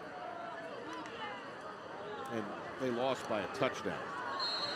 That throw, too strong, unable to secure it. Hutchins. So 3rd and 10. Well, hold everything. Garner might get their hands back on the ball. We'll see here on 3rd and 10 if Garner brings pressure. When they're at their best is when they're bringing the extra defender down and doing their stunts along the defensive line. Jackson Bear, number 10. He's the leader of this defensive unit, calling the plays, coming in from Dontre Brown. Millbrook had 45 points in their first week, 28 here. They're looking for more. Shy of the first down. Reception made by Rogers. First catch for him tonight, tackled by Dawson. 4th and 3. It looks like Millbrook here is just going to use the clock. Garner's not going to call a timeout either. 13 and 2 a year ago were the Wildcats. Each of the last 2 years, Sonny, they have averaged exactly 37.1 points per game. Each of the last 2 seasons prior to this one. First down throw, nicely done. Hutchins secures it that time. And it's going to be a performance Ford first down, performance peace of mind, lifetime powertrain warranty. Find peace of mind at Performance Ford in Clinton. It is our CVS Friday night rivals presented by Campbell University. And that was beautiful. Defender in the face of fortune as Hutchin runs the out route, hit him right in stride along the sideline. Garner burns their final timeout. 10 seconds remaining. What would you be drawing up if you were Coach Marshall here on this possible final play? And for Millbrook and Coach Marshall in their huddle right now, making sure you tell everybody, hey, listen, we have 1 timeout, 10 seconds, here's the situation. We're going to have time for 2 plays here. Millbrook can throw the ball over the middle of the field with that timeout, but I think you've got an opportunity here where you try to get Fortune out of the pocket, rolling out where he can either run or throw the ball down the field. Try to get it into DK Bryant's hand. He's your best guy with run after catch ability. And then at that point, depending on what you gain, if it's complete, potentially set up a field goal opportunity or get closer, take a shot in the end zone.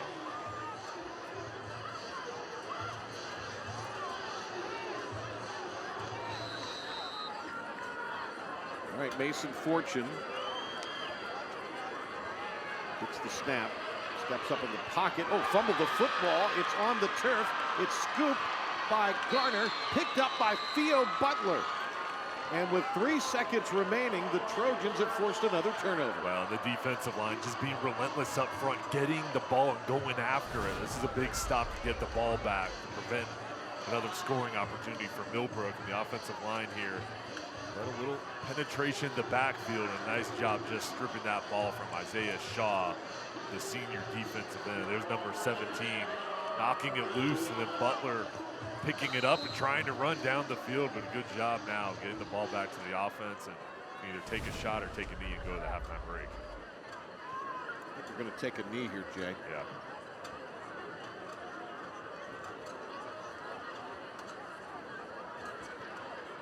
Sure, they've got personnel where they need to be. Selvage with a knee that will end the half. Garner hanging tough, but Millbrook seems like, if not for a few mistakes, could have maybe gotten more points. Well, it's been a physical ball game, but you're right, Millbrook's offense very good in the passing game, and an opportunity here for both teams going over the halftime break to look at some mistakes they made, talk about the positives, but make some adjustments. Kendall Smith with Coach Marshall. Coach Marshall, we saw the scuffle in the second quarter between the 2 teams. What happened there? We're not focused on the scuffle. We're just playing football. They hit us late out of bounds, and we just try to pull our guys back, but we're focused on moving forward and playing football. You've got a 15-point lead heading into halftime. How do you reset and hold on in the second half? It's not really about a reset. It's just about settling down and executing. We'll take a 15-point lead at the half against a really good football team in Garner, and we just want to come out and try to build on our lead. All right, Coach, thank you. Guys, back up to you. Thank you, Kendall. Stay tuned. We will have our Performance Ford halftime report. Kendall will have that for you. It is CBS Friday Night Rivals presented by Campbell University. Millbrook with the 2-score advantage at home at the break. You're watching the Performance Ford Halftime Report. Performance Ford, home to the Performance Peace of Mind Lifetime Powertrain Warranty. Find peace of mind at Performance Ford in Clinton. And now it's time for the Tatum and Atkinson Scholar Athlete of the Week. Presenting the award for Tatum and Atkinson is Season Atkinson. Tatum and Atkinson is proud to present the Friday Night Rivals Tatum and Atkinson Scholar Athlete of the Week. From Garner High School, the Tatum and Atkinson Scholar Athlete of the Week is Jackson Bear. Jackson is a football and lacrosse team captain, football all-conference, 4-year varsity football letter winner, 4-year academic all-conference, and carries a 3.54 GPA. Jackson volunteers for Community of Hope, volunteers as basketball coach for Journey League, and serves as a teacher's assistant in automotive CTE. From Millbrook High School, the Tatum and Atkinson Scholar Athlete of the Week is Jaden Ferguson. Jaden is an all-conference football player, an All-American VTO sports nominee, academic all-conference, and carries a 4.1 GPA. Jaden is involved in community food drives, cleanup efforts for schools and highways, and serves as a mentor at his church. Jaden is committed to the Davidson College football team. Congratulations to our Tatum and Atkinson Scholar Athlete of the Week. This All-Star is now entered for a $5,000 scholarship at the end of the season. Tatum and Atkinson, injured in a wreck? Call the heavy hitters. Congratulations to our Tatum and Atkinson Scholar Athletes. We'll be right back with more on this Performance Ford Halftime Report after this message.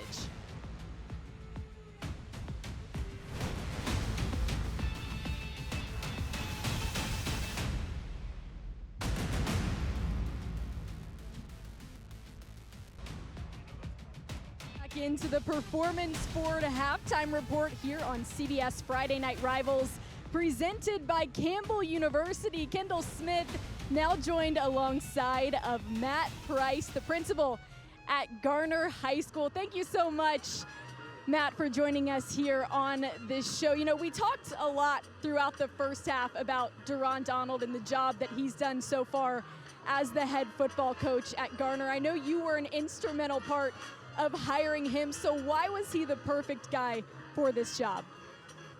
You know, we've had a storied career in football, or history in football at Garner, and I've had some wonderful coaches who have had a lot of longevity in the position.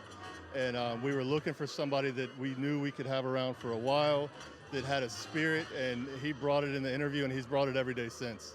You talk about the spirit. I mean, I can see it right here firsthand when I'm watching him on the sidelines. But this is your second year now as the principal at Garner. You guys just started school this past week, so how have things been so far as you've started off the school year? I've never started a school year with a hurricane in the first week, but it's gone well. We had a wonderful year last year and have had an absolutely fantastic start this year. We just got great kids at Garner and hit the ground running, so I'm really thrilled for another great year. Well, thank you so much for joining us here on this Performance Ford Halftime Report. Matt Price, the principal at Garner High School. We've got plenty more coming here on CBS Friday Night Rivals, presented by Campbell University. It's Millbrook 28, Garner 13 at the half. Don't go anywhere. We've got more when we come back.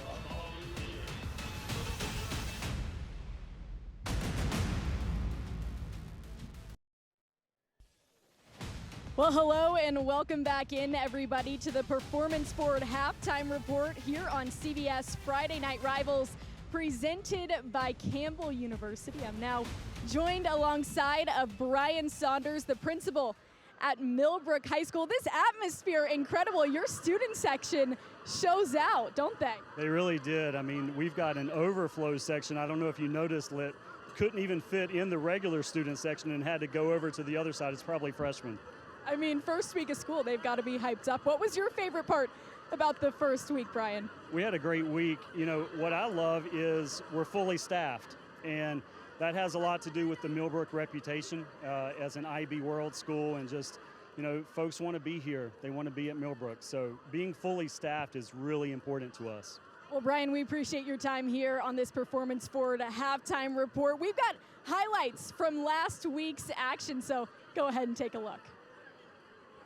Thursday Night Lights and Friday Night Rivals highlights from across the country. Missed the playoffs. Oh, they're going to come out wide open. What, they come out with a trickeration. Trickeration. Oh, that was a beautifully done. They caught Ridgeview asleep. And he's going end zone to the end zone. Beautiful play. Hayes lets it fly towards the end zone. Touchdown, Matt Manning. Chunk. Block. Steps up. Now he's going to have a chance up the near side. Look at Joe Watt going across midfield inside the 40. Still on his feet. Makes a move at the 20. 10. Touchdown, Bulldogs. Now these next two drives are going to have to play at up-tempo pace. Oh, it's going to be intercepted after the deflection, and it's going to be a pick six. Cleveland had one last week. Rolls all the way left. Back to the middle. Caught! The snap, the hold, the kick is good! Indy wins with a triple overtime comeback. Theo Polovin from Marion County on to attempt the extra point. It's a fake. Warriors to the backside. They got it set up. He goes airborne. Touchdown, Marion County. It was Luke Tipton. Unbelievable. That was incredible. Takes to the air. Well, some great highlights there in our Performance Forward halftime report. Let's take a look at some of the highlights from our first half here this evening, Sonny. Started off here early on with a big play through the air. Mason Fortune, DK Bryant lit up the scoreboard on their first possession. Good job with those two seniors connecting for a big play. This Millbrook offense, very balanced. Everybody getting into the act. But Garner came back as well. Selvage to Quillett on a slant route. Nice execution by the Trojans in the red zone. Now the defense answering the bell for Garner throughout the first half, when that play was very key because they clearly stripped the football. It stayed with Millbrook, and Fortune made them pay. Yeah, next play, Alarcon out of the backfield, a couple touchdowns, one on the ground, one through the air. He was really good in the first half, and then Selvage going to Nesbitt. This was a big play for the Trojans, over the top for a TD. Each side has had their moments. But Millbrook just doing a little bit more, and this is what caused the delay in the game. A late hit, Heath running down for Millbrook, and then the late hit from Garner, and this was unfortunate, but the coaches did a nice job to break up the fight, and then Millbrook really used that as motivation. Jaden Ferguson plowing it into the end zone. Made them pay, and here are the stats from the first half. 167 yards for Mason Fortune, 187 in the first half. Pretty good balance from Garner. 15 penalties, however, between the two, and you have to wonder, Millbrook could very easily have 3 turnovers in the first half. If they could take better care of the football, what they might be able to do with Fortune, who's got 2 touchdown tosses tonight in the second half. Yeah, and that's the focus here, and that's a talking point here at the halftime break. But each side, has to feel good and positive about a lot of things in the first half. But for Garner here, you're going to have more offense, more things going your way, getting points on the board, and turnover batter is going to be key. At the break, Millbrook 28, Garner 13. CBS Friday Night Rivals presented by Campbell University.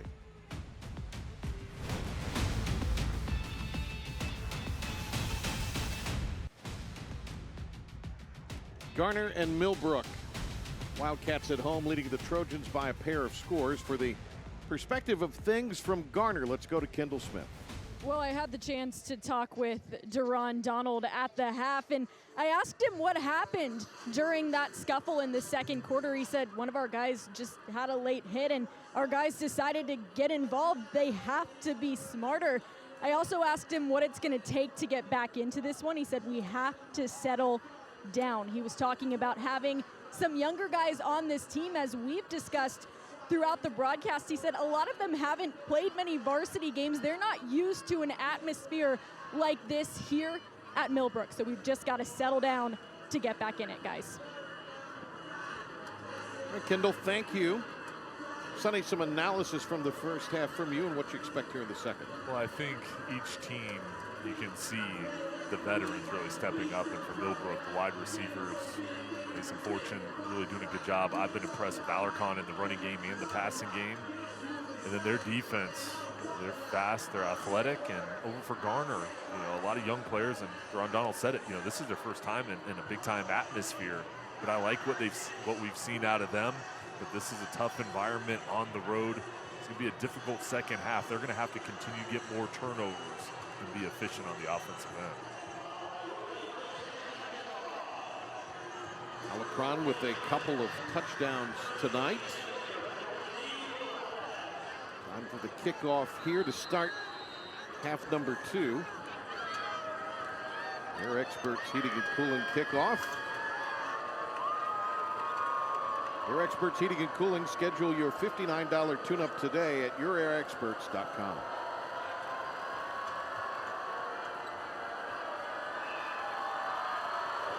Order to kick off. Trickles through, rolls out of bounds.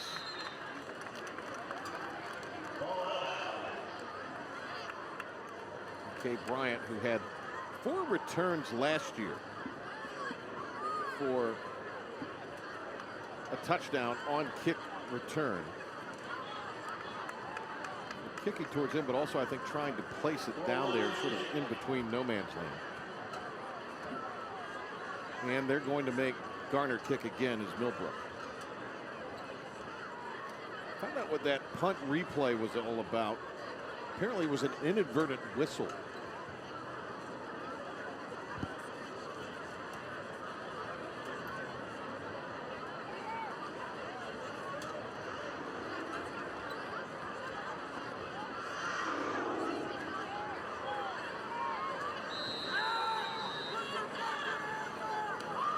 Reyna has handled the kickoff duties tonight.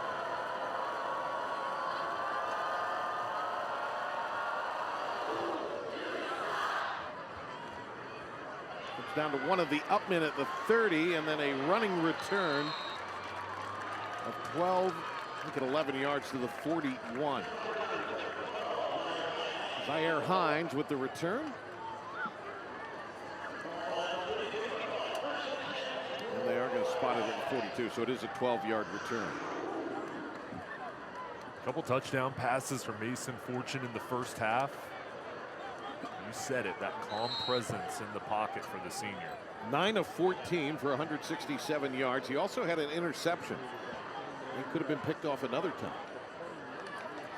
Fortune, pistol look. And that might have been intercepted. Nice job to step in by Jackson Bear. Yeah, Jackson Bear's been all over the field tonight, the leader of the defense. We've seen him in run support, and also nice job in coverage, sifting back in the zone, reading the eyes, and making a play on the ball. Bear averaging 6 tackles per game coming in, and you're right, Sonny, he's been everywhere tonight. It'll be second down for Fortune. Like he wanted to screen again, he'll zing it out. Incomplete. Be a hold. There's a flag. There's a hold. We'll go against Millbrook.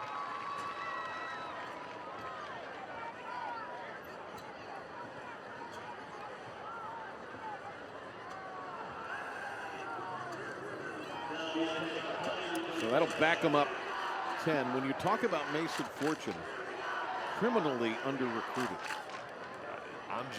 When I watch him, I see college Division I recruit and a guy that is going to have a big-time career at the college level. And I know colleges are tracking him, but I think he's going to get offers coming in throughout this year once they see production again in his senior year. I've just been a big fan of his pass. Move the pocket, completes another pass to Henry Hutchins. Strong arm, accurate leader. He does all the things off the field that you want in a quarterback, and the guy that everybody loves. And number one thing is the production. He's been a star since his sophomore year. Batted .407 in baseball for the Wildcats and drove in 14 runs. His dad coached him in travel ball. 3rd and 18. Underneath to D.K. Bryant. Well short of the first down. The 11th completion of the game for Fortune. Quick release, nice solid base. There's Bryant darting across, but this Garner defense, the secondary in perfect position. That was Dawson making the play.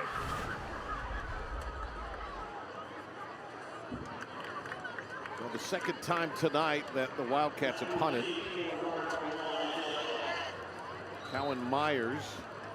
Dawson is deep for Garner.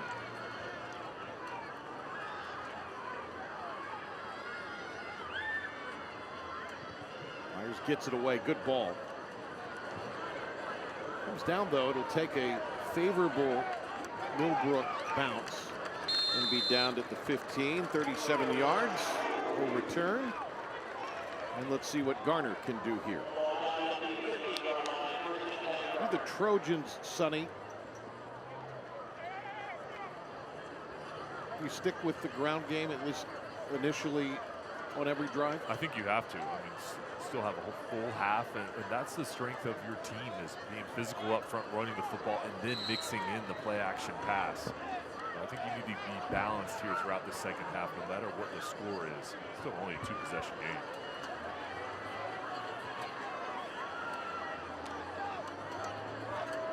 Selvage to Grant. Good gain for Grant. A rip of 8 up the middle. Breon Thompson leading the way up front. Nice job with those guards and tackles, pulling 50 and 55. Jarrell Moten. Breon Thompson clearing out a path for Grant. Have a player down. And we will be right back after this. It is CBS Friday Night Rivals, brought to you by Campbell University. Messiah MacArthur for Millbrook. Cramping up. So he'll get some attention over on the sideline.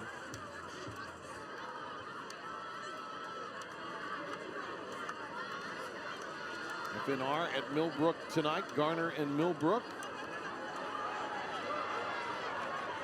Grant gets the first down.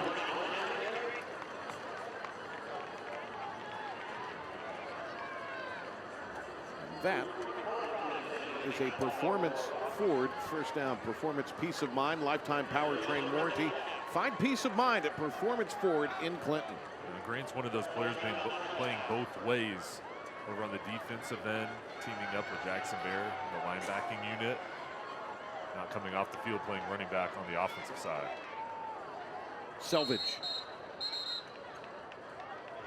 completes the pass over to Dawson, who makes another catch.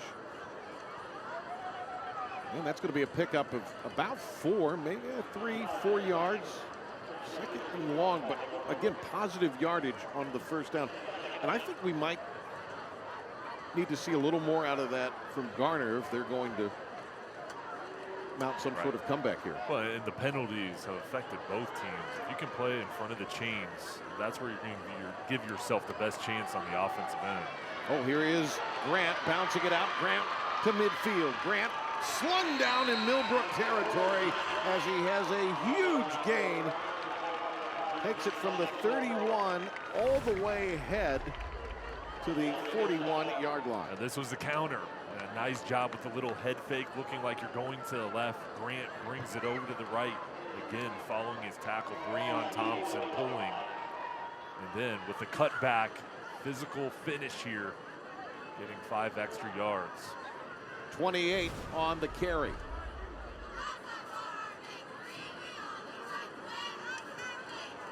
Selvage. I don't know if that was a busted play or what. But back there to him is K.J. Robinson. Nice job getting into the backfield. Robinson has had a really good start to this season. He played offensive line last year. This year, doing the job on the defensive end. He's got good genes, doesn't he? He does. Gordon Robinson, NC State star wide receiver, first-round draft pick in the NFL, is his father. He's here tonight. McFadder doesn't get anything as he was brought down by Rashad Streets, the defensive tackle. Streets very physical, 72. Push his man out of the way, right up the middle, and makes the play. Third down and a long 12 for Garner. This has not been a great down for them tonight as far as a third with distance. Selvage unleashes into double coverage. Was it caught? No. A pair of Millbrook defenders were there, including Brown. And Dawson favoring his back as he crashed to the turf.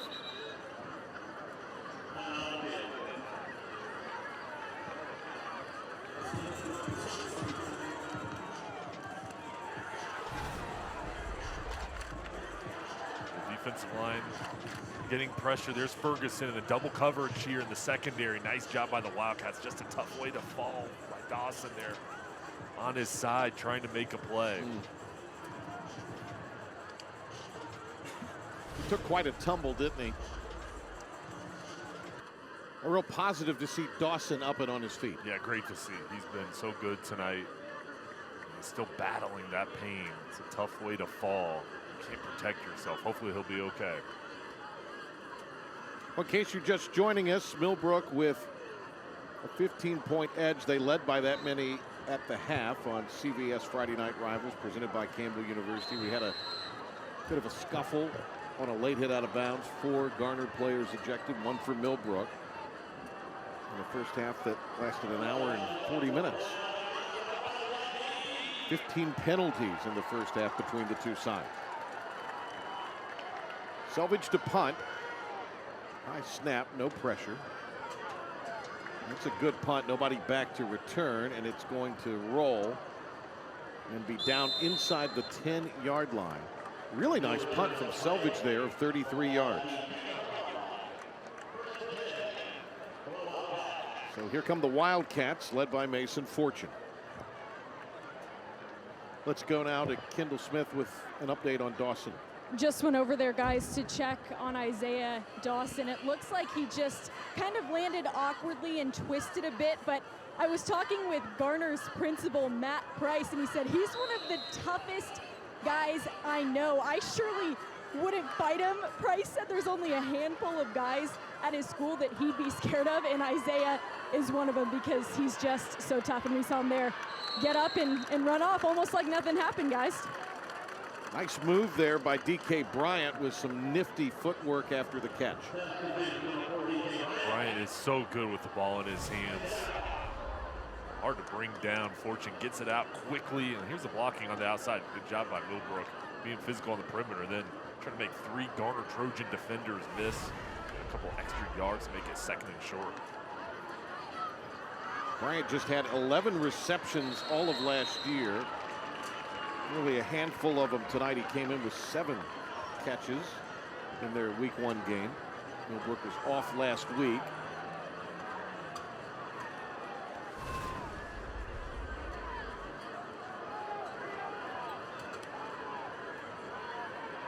Malcon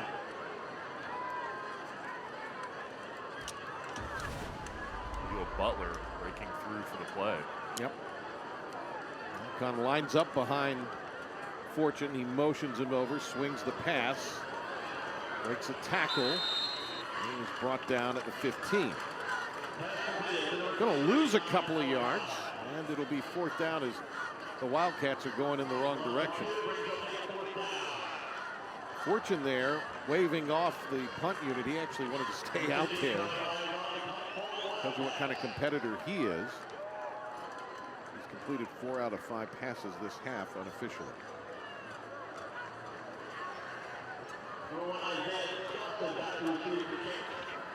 Third time punting tonight for Cowan Myers. It's Barefoot doing the snapping.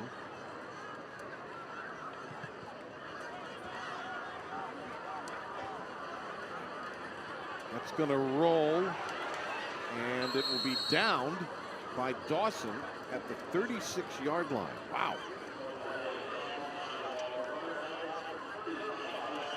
So that'll be down officially at the 35. That ends up being a 50-yard punt. We're going to have the West Shore Home play of the game for you near the end of the broadcast. West Shore Home bringing happiness to every home.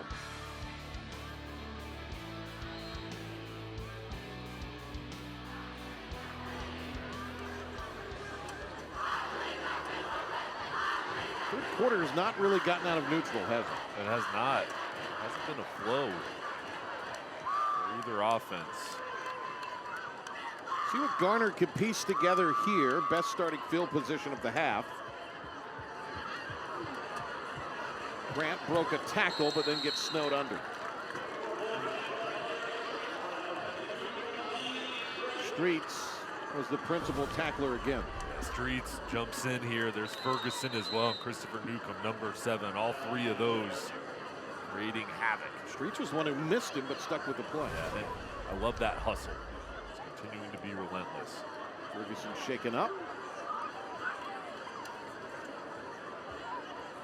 Millbrook gets Broughton next week. Then they'll get Sanderson and Jordan here at home.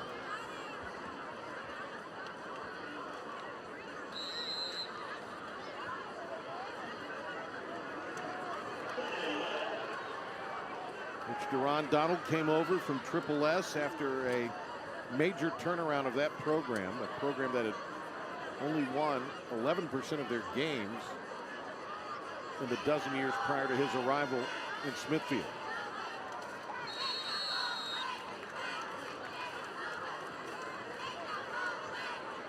On second down, Grant to the 39. It's going to be a pickup of about 7 yards, so it'll be third down and 6. Clock moving here in the third.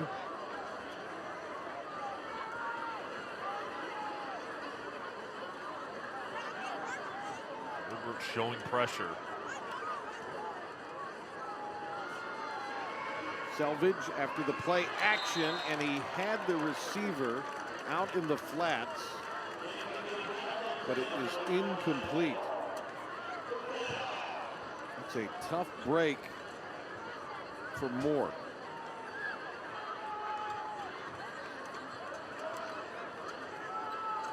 The Millbrook defense does the job. I like how they disguise their look to create some confusion.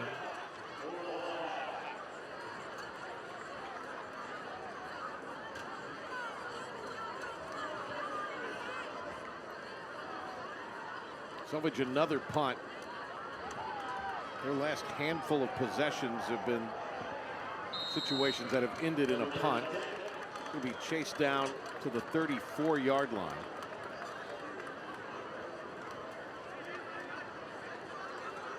A reminder that we're streaming Friday Night Rivals on our Facebook Live at MyRDC TV. It's brought to you by CVS. Shop new lower prices every day. Alongside Jay Sonhalder, the ECU tight end, I'm Patrick Johnson. Kendall Smith on our sidelines. And another swing pass goes incomplete this time. So second and 10 upcoming for the Millbrook offense. And they've used this route with Alarcon coming out on a swing play. Convert there. That's been a successful option for them through the years, getting to running backs out on routes. Fortune to the right, steps up. It's tipped, and it's incomplete. He wanted Hutchins again, and it was Bear who got a hand up and almost picked it out of the air. Hutchins, the senior, coming through there, setting up in the zone coverage. Garner has been so good, though, jumping in passing lanes. Bear getting his arm up there to club it down, where he's just reading the eyes, preventing the conversion. It's a nice play. Jackson Bear, the middle linebackers, had a nice night. Now third and 10 with 3:39 to go. Fortune being chased, reverses field, slings it down, incomplete. Well, Garner got after him, didn't they, Jay? They did. I mean, they shot off the line of scrimmage to get pressure into the backfield. And really the defenses have come out here in the second half and taken over. Watch the pressure. One-man rush, and then here's the hustle. A couple different guys coming over. Try to make the play. That was Caleb Hurdle, the outside linebacker, the junior, coming in there, getting his arms up. So here's the punt. Millbrook did not punt in their season opener. Right now, we're just trading kicks. Each team just trying to find their footing on the offensive end. Again, the defense is looking really good here coming out of the break.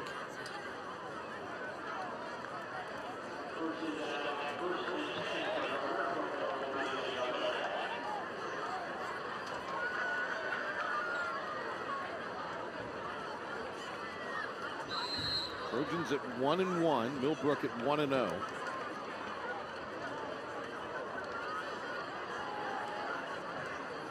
Selvage with a nice completion over along the sideline, far side to Isaiah Dawson. So good to see Dawson back in there after he took that tough tumble earlier. His team needs him. He's been all over the field, the offense and defensive end. Selvage looking for him as he's back out on the field.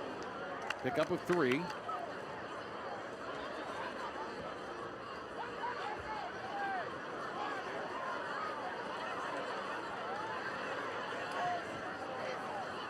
Selvage fake the toss. Lunges ahead. Gets it across the 45. He's down at the 46. That's a pickup of 4.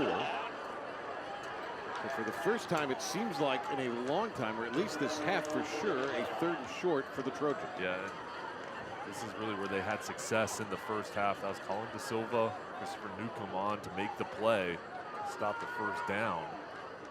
4 yards to go for the Trojans. 3 receivers to the short side of the field for Braden Selvage. The handoff, and it's a 1st down rush for Grant. Boy, Devin Grant has been sensational tonight. He's a tough runner, and I like what I've seen out of him. He's getting low behind the offensive line and getting tough yardage. Not a lot of room, gets skinny through the hole, knows where he's got to be to get that 1st down, gets past the line of scrimmage, and gets just enough. Performance Chrysler Dodge Jeep Ram 1st down. Performance Chrysler Dodge Jeep Ram peace of mind, lifetime powertrain warranty at Performance Ford in Clinton. Swing pass, Grant. Nice escape job there, and Grant with some good yardage after the catch. I like how each coaching staff uses the running backs in the passing game. Here's Grant. We saw Alarcon from Millbrook. Swing route, get to the outside.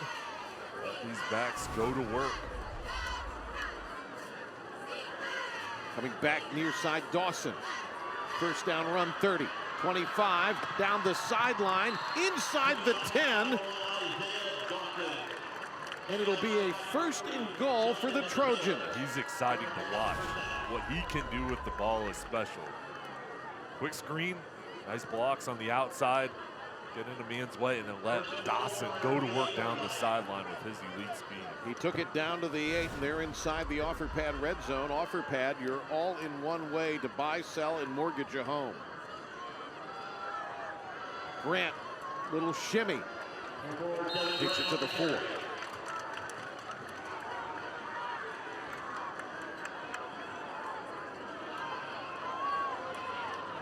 Now Patrick starting to get some rhythm on the offensive end. The offensive line got nice push up front. Well, Darnold in the blue there, calling the offense.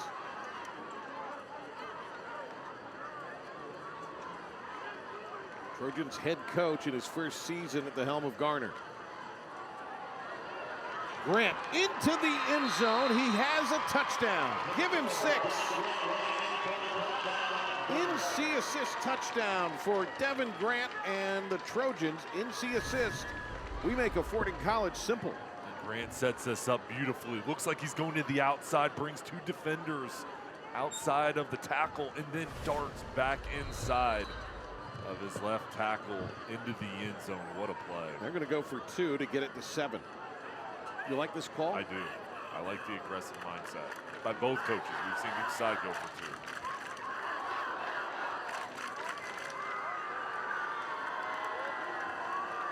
Elijah Bacon is into the left of his quarterback to block, and it's going to be batted down. Selvage tried to get it to a receiver on the slant. Nice job by Jackson to get a hand in there. So that makes it a 9-point game. Yeah, and that's big. Getting the stop on a 2-down conversion. We'll see here with the hips. There it is. You can't get to the quarterback. The next best thing. Get those arms up. Hunter Jackson's been all over the field tonight. Ryan Thurston did all he could, the offensive lineman. But a nice job there by Jackson, who's a good-looking young athlete. You see Kendall over there looking in on the Trojans huddle.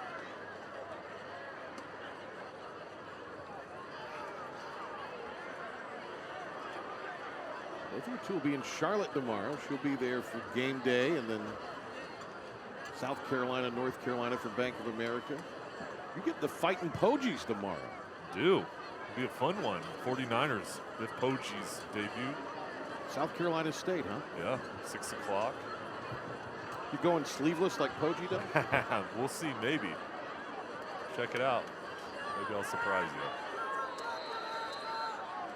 You're going to be in action as well. Nothing like you guys. I'm just talking and then volleyball. It's time for the Air Experts Heating and Cooling kickoff. Air Experts Heating and Cooling. Schedule your tune-up today at yourairexperts.com. Inside the 20. Ooh, and a big hit. The lumber was laid on the return man. What a shot that was delivered there by Shaw. Isaiah Shaw with a teeth-rattling tackle. MacArthur. Ooh, what's the name of that truck? Nice hit. Shaw's been all over the field. Senior defensive end. Good job there on special teams. See if we can get a pass rush. 2-score game. Millbrook still leads. They're going to hand it off to Alarcon. And he will be able to work a yard, maybe 2, as we're inside of a minute here in the third. And for Millbrook here, an opportunity to get a drive going and saw Garner move up down the field. What's your response going to be? I like starting off the drive on the ground to get positive yards. It's a pickup of 3, actually, so. Tight set here. Yep, out of the pistol they'll go. And here comes the flag. It'll be a false start against Millbrook. Boy, the Millbrook offense, I don't know what it is, Sonny. They just don't seem to be clicking on all cylinders right now in this second half. I think credit to Garner, what they've been able to do on the defensive end. But there's a lot of confidence from Lamar Marshall to this group and what they can do, and they can get it going quickly with their passing game. Just making sure everybody's got the signal in as he calls the play. Moving the pocket.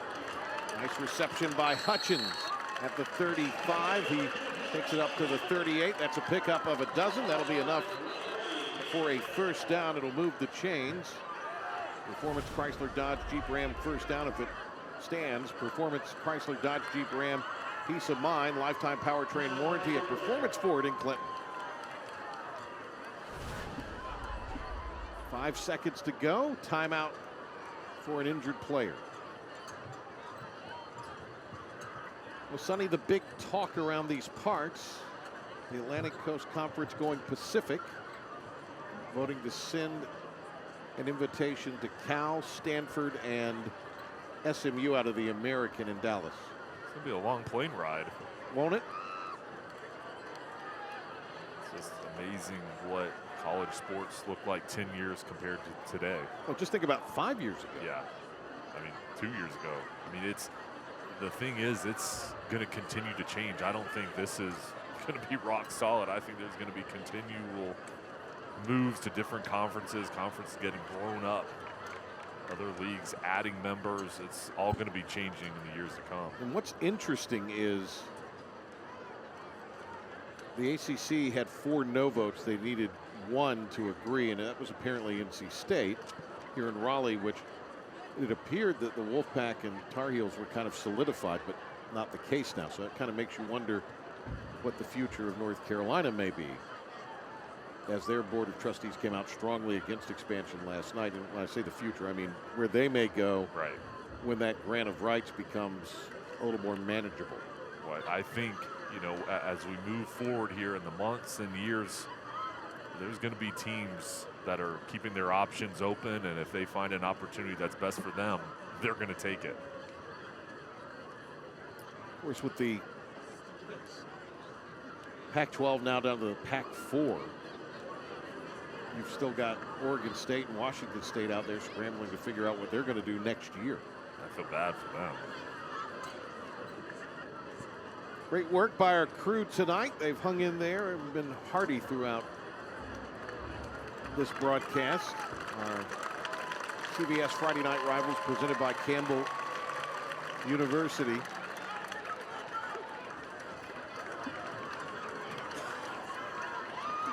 That's James Morgan, right tackle. And the senior coming off.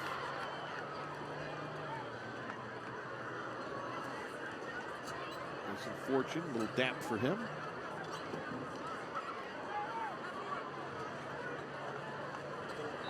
It was just a cramp that they were working out.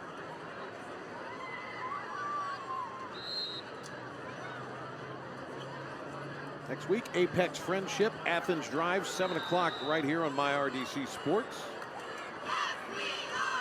And the knee will wrap up the play in the third quarter, and we'll move to the fourth with Millbrook ahead by 9.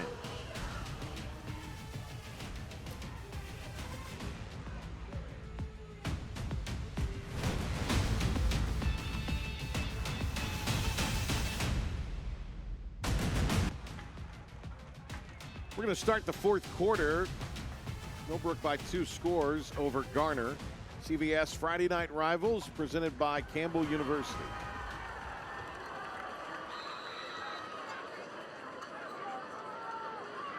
First down for Fortune. Stay on the ground. Omicron gets forward progress that will earn him 2. He's been good tonight. I like what he's been able to accomplish on the ground and through the air. That's a good punch in the running game. Outcome the seniors provided. Nothing real flashy about his game, but he's one of those sort of steady Eddie guys you need.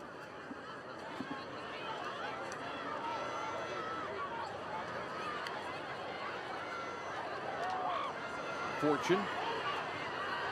Downfield, complete, intended for Hutchins.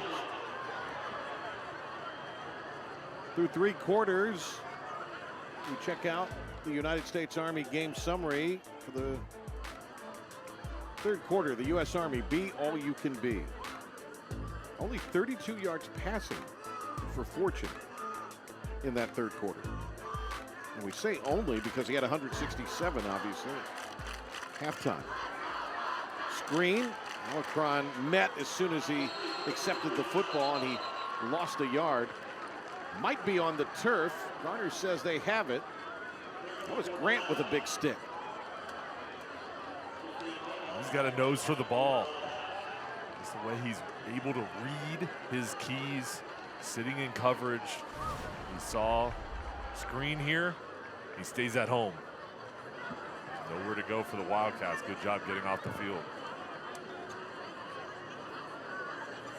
So Garner is forced to punt.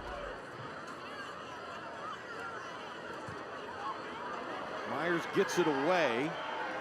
Off the side of his foot, though, and it's going to roll backwards. And it's going to be down at the 46. That's a 6-yard punt officially.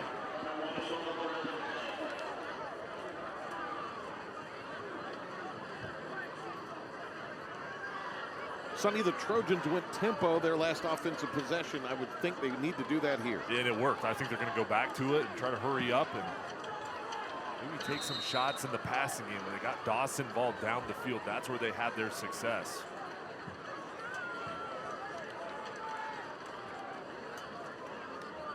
We're looking for the call.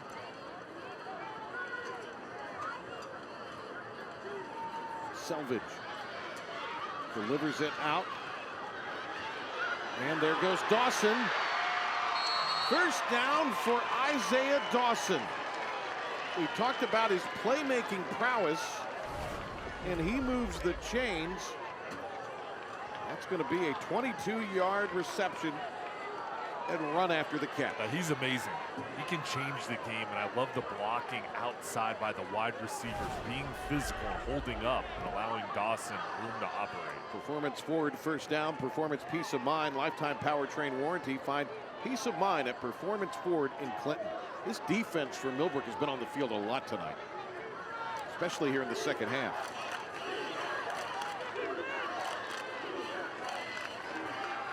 Selvage a fake. Scrambles. Gets it to the 25, a gain of 1. They brought the corners again. Ferguson ends up cleaning up the play. Yeah, and smart play from Ferguson coming off the edge. He put his arms up and didn't bite on the fake.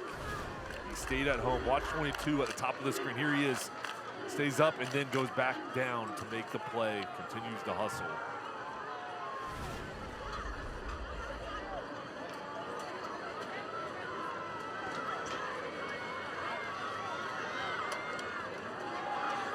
Garner needs 2 scores. Selvage keeps it. And Selvage pushed ahead. Down at the 22, Ferguson. And it was Christopher Uwaide. Selvage may have had the wind knocked out of him. That appears to be the case. Watch Ferguson on the backside here, continuing to hustle, not giving up. 22, tracking him down. Uwaide and him kind of meet for the hit, and then that's Cyphers as well, the freshman. Titus Bass was also in the vicinity, so he really got crushed to the ground. And I think the way he was carrying the ball, it may have, when he hit the turf, come up into his gut. That's a surefire way to take the wind out of you.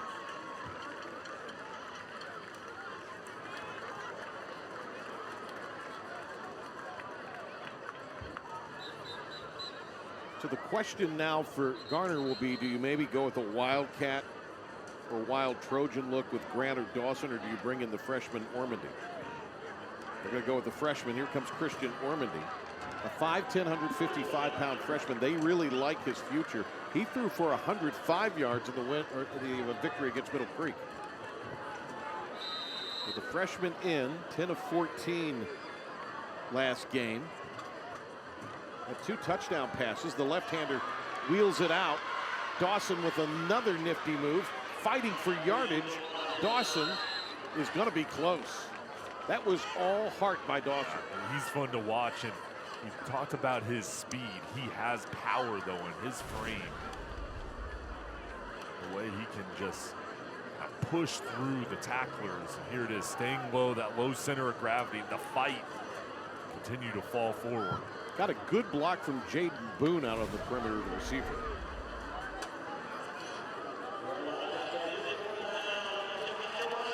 This is a big one.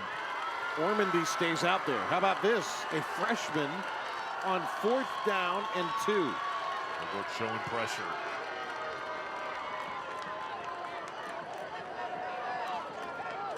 Grant over to the right. In the slot is Dawson. And it's going to be the second timeout, or rather first of the half burned by Garner. Good chance, or good time to take it here, you would think, on 4th and 2. 7:50 remaining here in our Friday night rivals from Raleigh.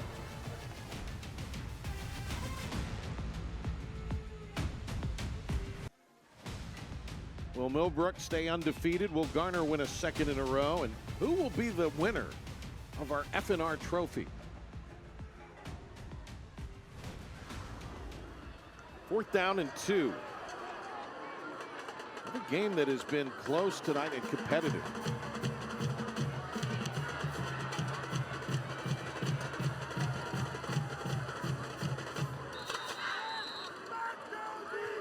Ormandy in for, now Selvage back in out of the timeout.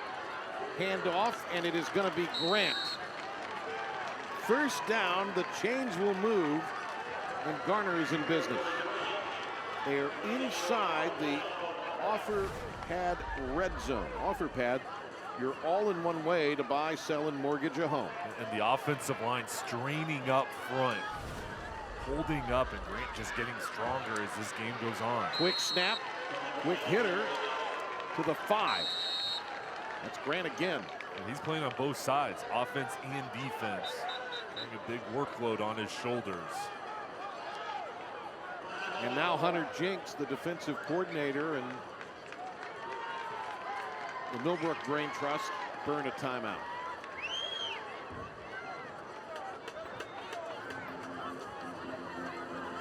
Sonny, I think you got to go fairly quickly here, and you're in a great spot.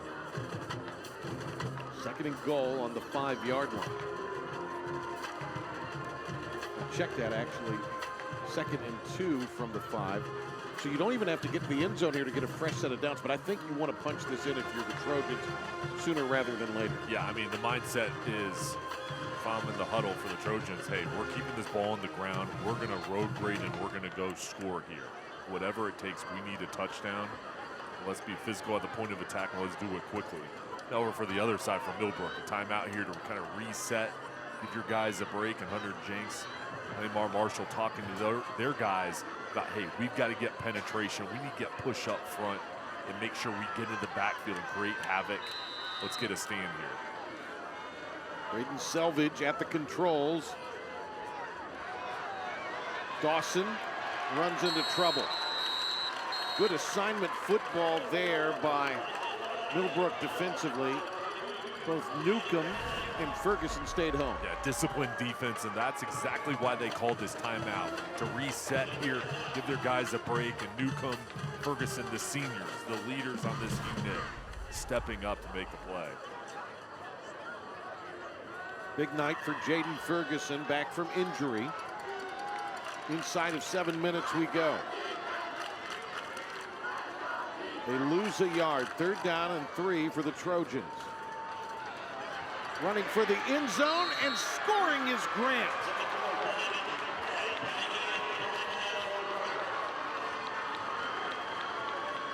Devin Grant finds the end zone for an NC assist touchdown. NC assist, we make affording college simple. And Garner here going to the outside. Nice jump cut from Grant. Getting to the alley. The blockers taking care of business up the middle. The defense sucked in, and Grant went to the outside.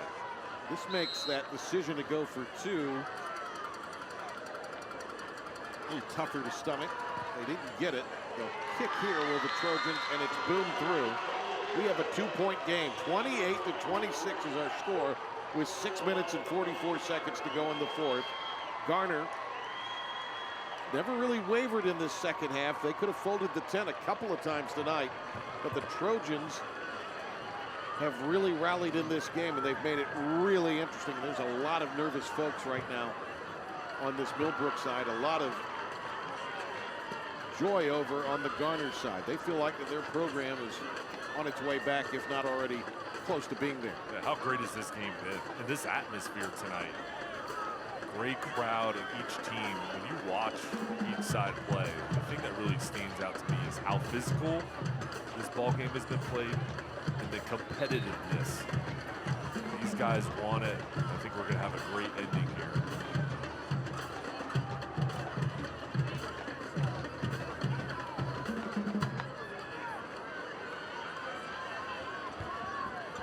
So, Sonny, if you're Millbrook right now, you just have not had a whole lot happen as far as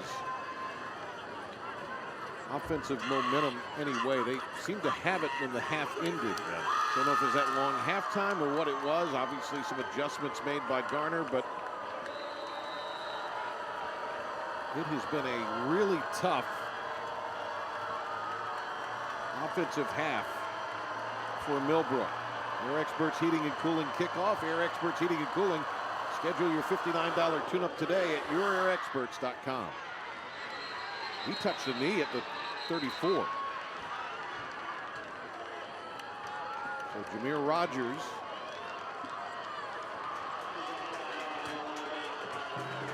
decent starting field position. And let's take a listen now to what Kendall Smith has for us on a report. Kendall? Guys, I was over on the Garner sideline after that last touchdown by Devin Grant. He runs over to his teammates. He's excited, pumped up, and he's saying, give me the ball, give me the rock. I want to be that guy that makes the difference for this team in this game. Talk about a difference maker. He steps up when it's important, and clearly he's not afraid to do it, guys. Flag comes in. That's going to be against Millbrook. And at Hutchins on the home run ball again.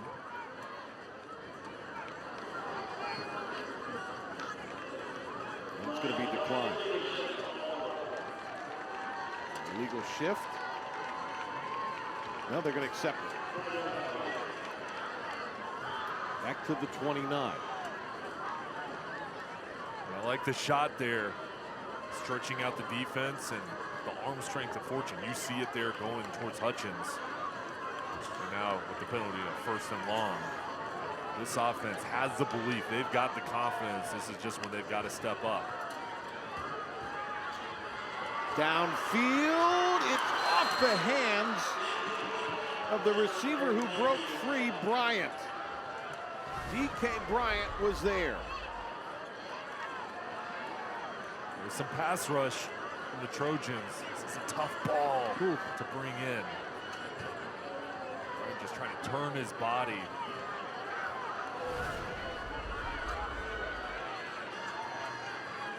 Good night for DK Bryant. 2nd and long. Fortune eludes the pressure underneath. And he'll go over 200 yards with that completion on the night. That's the 14th time in his career he's done that as he completed the pass to Henry Hutchins. And this is such a tough throw, and Fortune makes it look easy. This is why he's a college prospect, eluding the pass rush and then on the run, throwing a strike to Hutchins. Big 3rd down. Fortune, blitz, Bear slings him to the turf. Jackson Bear on the blitz. He went in untouched. Bear's the leader on the defensive end, and blitz right up the middle. Dontre Brown, the defensive coordinator, bringing extra defenders, and it pays off. The Trojans and Jackson Bear making the play. The loudest that Garner has been in this game tonight over from their fans across the way. It's going to be a punt here, and they've brought Palmer in to do the punting.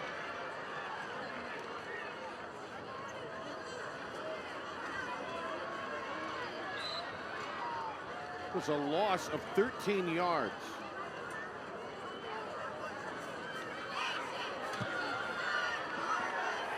Trojans put on some pressure.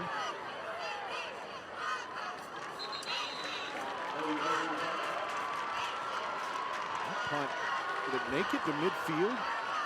If it did, it just barely crossed. Back to the 46.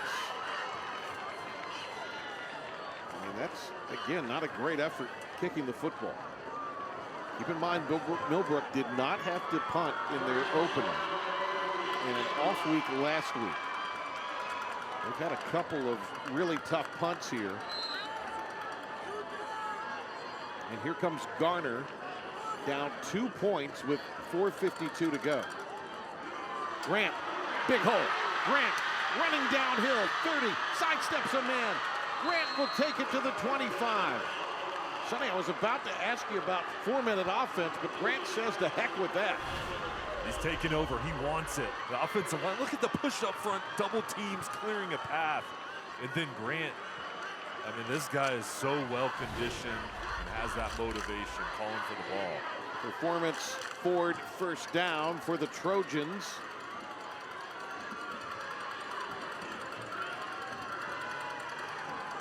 The swing pass. Dawson, nice move, tunnels ahead. Dawson still on his feet, leaps out of the grasp of a defender. He's shy of the first down. And Garner right now feeling it. Run, pass. Look at the hustle, the blocking out on the perimeter. And right now from Millbrook, they've got to do something to get some momentum back, create a turnover, get a big stop, get a sack. They need one of their leaders to step up. Trojans in the Offer Pad red zone. Offer Pad, your all-in-one way to buy, sell, and mortgage a home. Grant, first down, and he is wrestled down. Ferguson dropped him. Well, there it is. Your edge senior defender going to Davidson. Jalen Ferguson making the play. Good job holding strong there to make the tackle.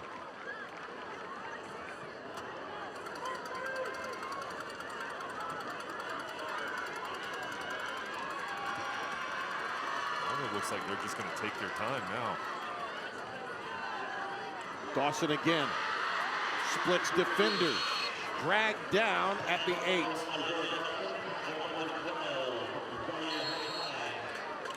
And a flag comes in from the near sideline.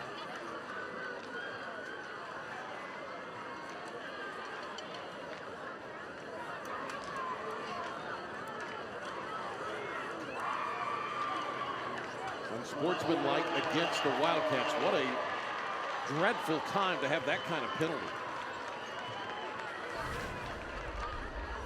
See if we can get the look, but that screen play to the outside has worked well. Not sure where the flag.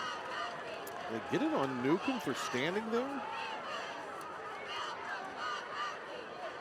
He didn't do anything. Or was it on Jinx? The defensive coordinator. We play on here with 3:24 to go. Yep. Hold everything.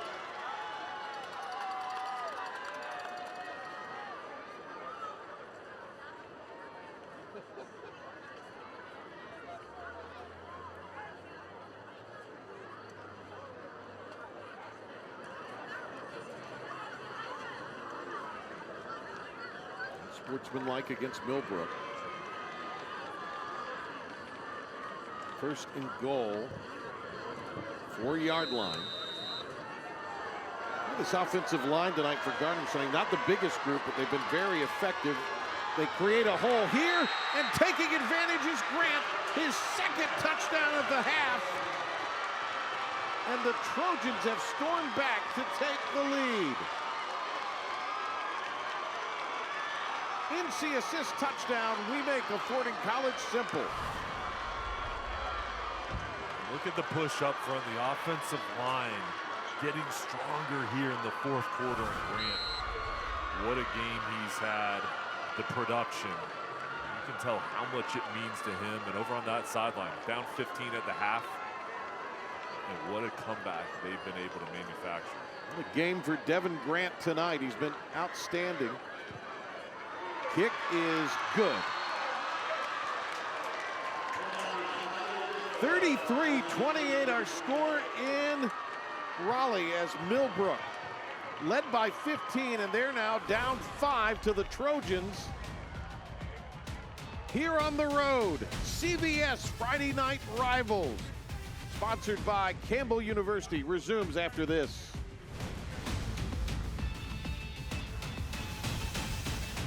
Sonny, this has been one of the more wild FNRs I can remember in a while. This has been fun.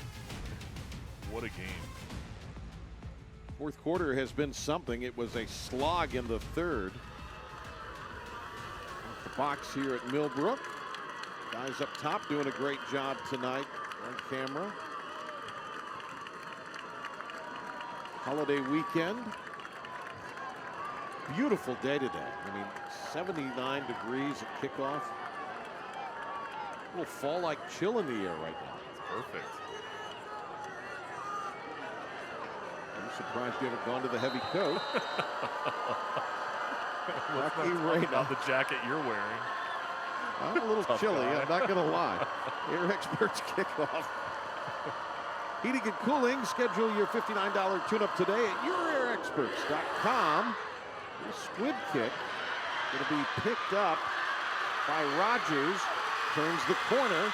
Sidesteps a defender, and Rogers with a nice return to the 40. Sets up Millbrook here with plenty of time. We'll see the response from Millbrook. Championship mindset here with this return. They needed a spark. Rogers passing the field. It's going to be the response from the offense. Senior quarterback, Mason Fortune, wide receivers on the outside that made plays tonight. They need to get a drive, and they need it right now.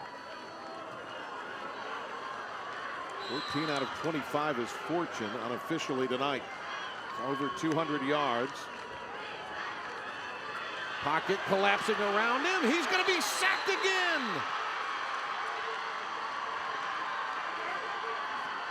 Shaw and Royster. Big number 70. Marquise Royster, 70, coming through. Just finishing it off. What a job up front, this defensive line staying low. Isaiah Shaw as well, both those guys being physical at the point of attack. He bulldozed the center, Carson Herrera. Coming near side, Hutchins gets a block, back to the 40. They lost 9 yards on the sack. Now it sits up 3rd and 10. Going for Millbrook here. You don't have to get it all. The 2 downs here. Get that positive gain, no sacks in this situation. I look over to the left side. DK Bryant. From the 41. Blitz again, picked up this time, knocked away.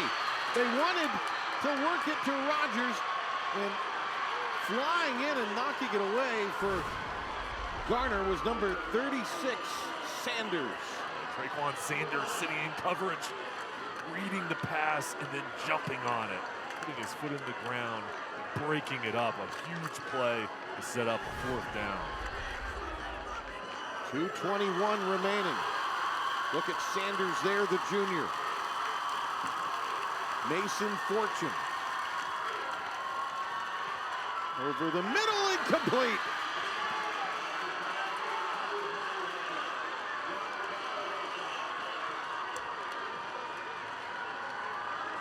It'll be Garner football.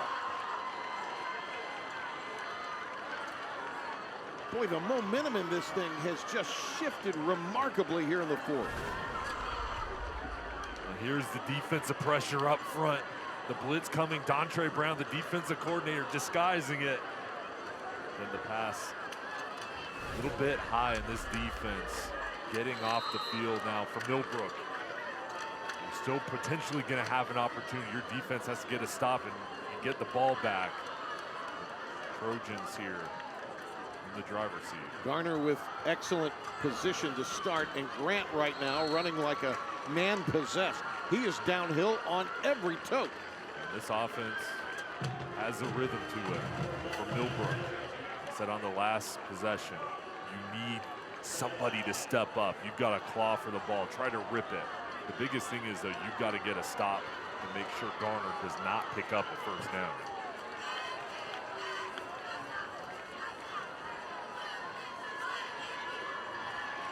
And at 45 remaining.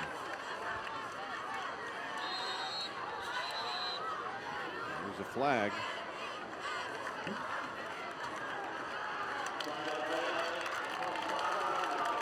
It's going to be against Garner, one of their few here in the 2nd half. Yeah, good break from Millbrook.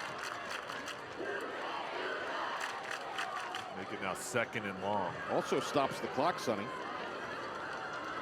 If you're Garner here, I think you've got to keep the ball on the ground to force Millbrook to use a timeout. 2nd and 9, so it's not awful. Grant wrestled down. Maybe picked up a yard. Cypher made the tackle. Cypher, KJ Robinson coming in. For Millbrook here, you have the timeout. The key, though, is you have to get the stop.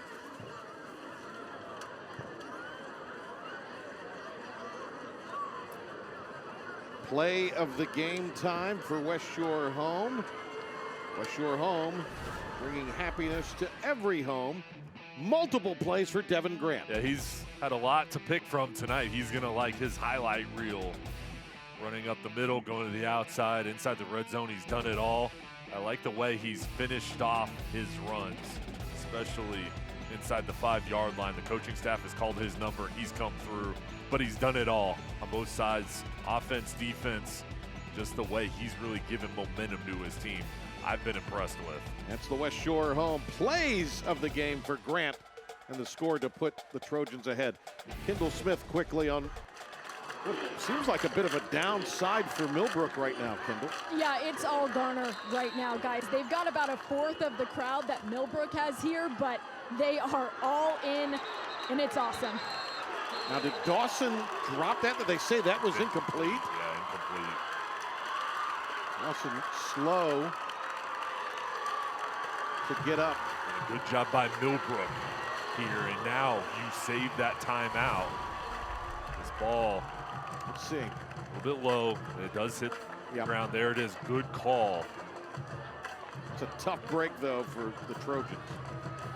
For Millbrook here, though, that's what you needed. Now 4th and 8 with that timeout. If you're Garner, how are you going to approach this? So the Wildcats have one. Well, that penalty does loom large right now, though, doesn't it? It was big because the 2nd and 4 then moved it back to 2nd and 9. The punting unit on the field for the Trojans, but for Millbrook, you're going to have a timeout in your pocket. Kick coming from the 39. Nice ball to get it away, but he sends it out of bounds. I'm going to walk it back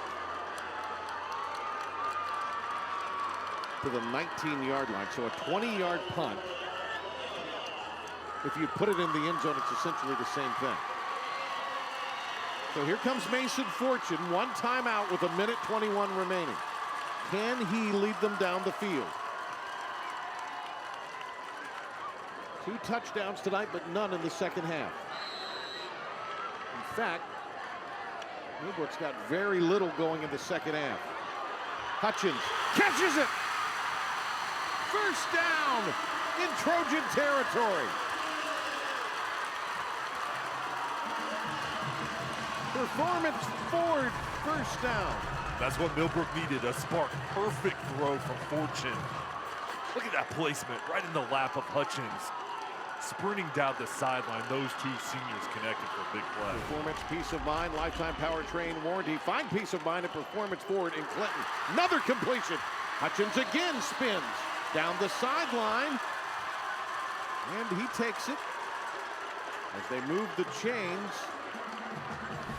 Head to the 27. And he goes right back to him. It was an out route. Perfect timing. Good job by Hutchins getting on the sideline. Plenty of room to operate. And then getting up the field quickly. And now some momentum shifting back to Millbrook. Plenty of time. 18-yard hookup. Back-to-back explosion plays. 1:09 remaining. Timeout. Garner leaves them with 1. Wildcats still have a timeout in their hip pocket. Yeah, a lot of play here left. 1 minute, 9 seconds left, but we haven't seen this story, what it's going to be here. And I think Millbrook, this second half has not gone their way, but this is where you have to have that resolve. Backs against the wall. How are you going to respond? A couple nice plays here to get it going. Touchdown does put them ahead, so it's not like they'll need the extra point to snap a potential tie. A score, and they go in front. See what Lamar Marshall has drawn up. What a comeback by Garner. You know they want to complete it.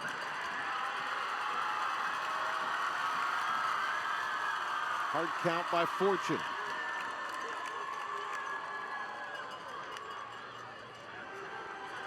Lobs it towards the end zone. Hutchins fell.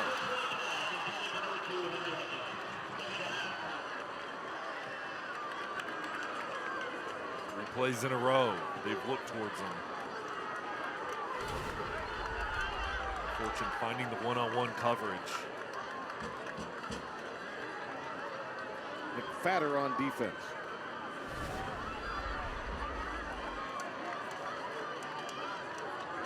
Three receivers to the left.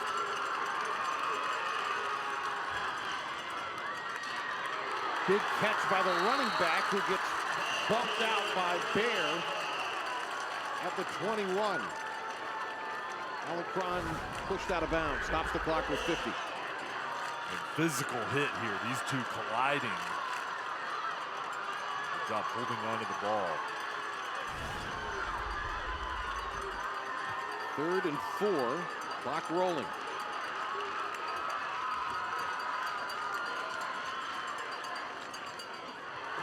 Underneath, Rogers made the catch at the 15-yard line. Gain of 6. It'll be 1st down as they take it inside the red zone here for OfferPad. OfferPad, your all-in-one way to build, sell, and mortgage a home. And the spike preserves the timeout with 16 seconds.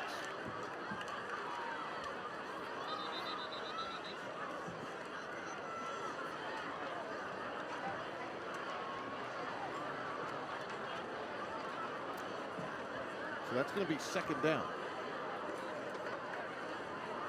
Instead of burning the timeout, they opted to spike it. Clock has melted down to just 16 ticks.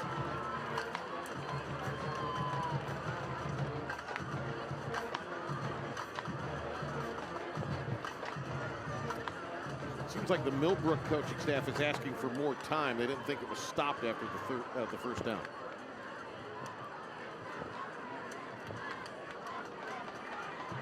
Well, Millbrook here is going to use this as an opportunity really to have a timeout, come over to the sideline, talk about it. We'll see how much time is put on the clock, but you can bring everybody over and talk about the next couple plays here. I don't think they're adding any time, Sonny. Yeah, they didn't.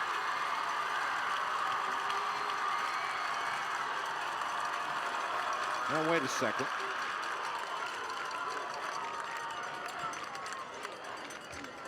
They add 5 seconds. So 21 ticks remaining, but after the spike, it is 2nd down. And the key here is for Millbrook, no sacks. There's pressure, just get rid of the ball. Look for Hutchins and Bryant over on the right side of the screen. Mason Fortune. Pumps. Escapes. Throws. Incomplete under duress.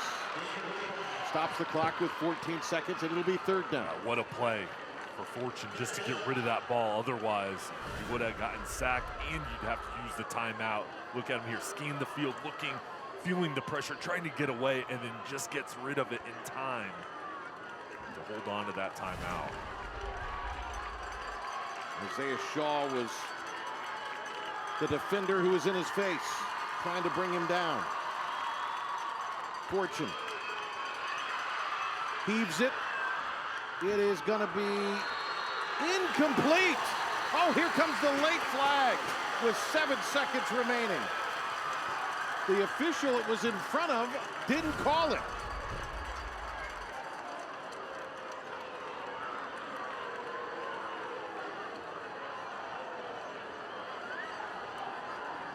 Probably should have been a flag, and I'm surprised the official it was in front of didn't throw it. Alarcon trying to come back to the ball, and it was a play fake. Fortune went to him, and then he spilled out the backfield. Tough break on Devin Grant there in coverage. Oh, they picked it up. So it's going to be 4th down and 10. Wow. How about that? Wow.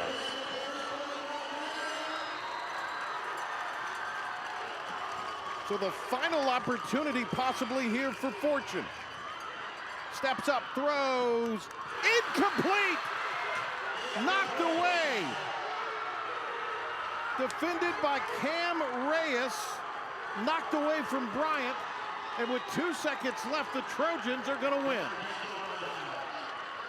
What a comeback for Garner, and what a stand with one of the best quarterbacks in the state breathing down on this final drive. Ball was up, knocked away, and that will do it. Wow, what an ending.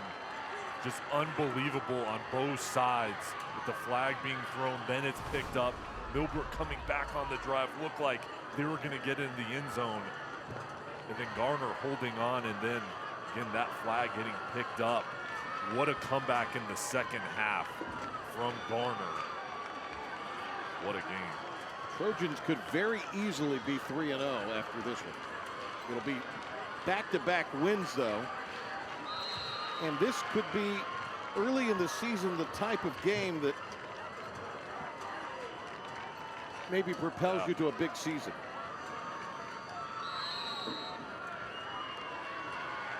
That will do it.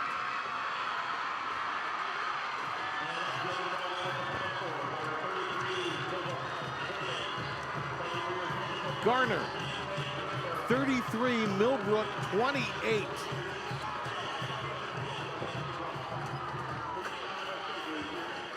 They were led down the field by Fortune. A flag was thrown, picked up, and that left them with 4th down. They threw for the end zone, would have been the winning score, but it was knocked away. And a huge win. Deron Donald has his team at 2-1, and they won just one game all of last year.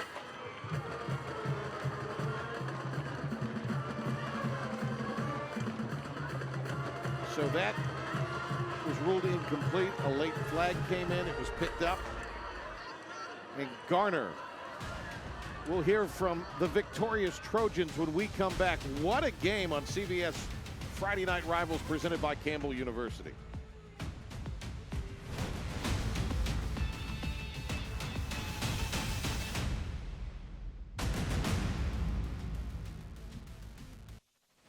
Trojans with a comeback win tonight on the road. Here's Kendall. Coach, how's the heartbeat right now? Hey, man, this thing is amazing. With God, all things are possible. These guys put in so much work, these coaches. You know what I mean? We starting something, we building something great. And these guys willing to put in the work, and they paid off tonight. So they know that what they're doing is not in vain. I hope they see tonight that what we're doing is not in vain. A huge come-from-behind win on the road in front of this tough Millbrook atmosphere. How about this total team effort, Coach? That's what it was, a total team effort. That's what we build our program on. It ain't about no eyes. It's about us. We speak French around here. We. Everything we do is together. We. And the boys, hey, we had some adversity. And for these guys to see that we won through adversity. We bent, but we did not break. And we just want to keep working and keep grinding, but we're going to enjoy this victory tonight. Well, Coach, enjoy victory. Here's your trophy presented by CBS Friday Night Rivals, sponsored by Campbell University. Guys, they are excited. Huge congrats to Garner. Back up to you. Great job down there tonight, Kendall. That might be the line of the year. We speak French. We. I love it. That's amazing. That was great. Well, you got to be happy for Garner. I mean, last year, Sonny, just one win. They've not made the playoffs in 3 years. And I think tonight they put the Greater News, Cleveland, Clayton on a little bit of notice. Well, the culture has changed, and this program went through a lot last year, but this is a new year, and you can see Garner rising. What a ball game. Both teams playing so hard. This game was so competitive. An outstanding high school football game. Yeah, it really was between these two tonight.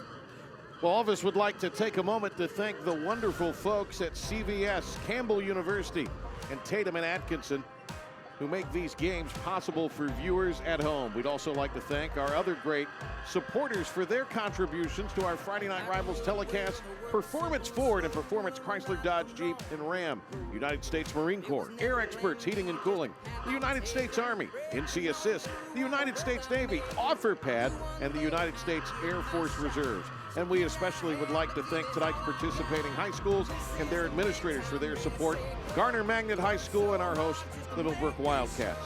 Tune in next Friday when the Apex Friendship Patriots take on the Athens Drive Jaguars, 7 o'clock right here. For Jay Sonhalder and Kendall Smith and our entire crew, I'm Patrick Johnson. What a comeback win for Garner. So long. Great episode of CVS Friday Night Rivals presented by Campbell University. Late nights.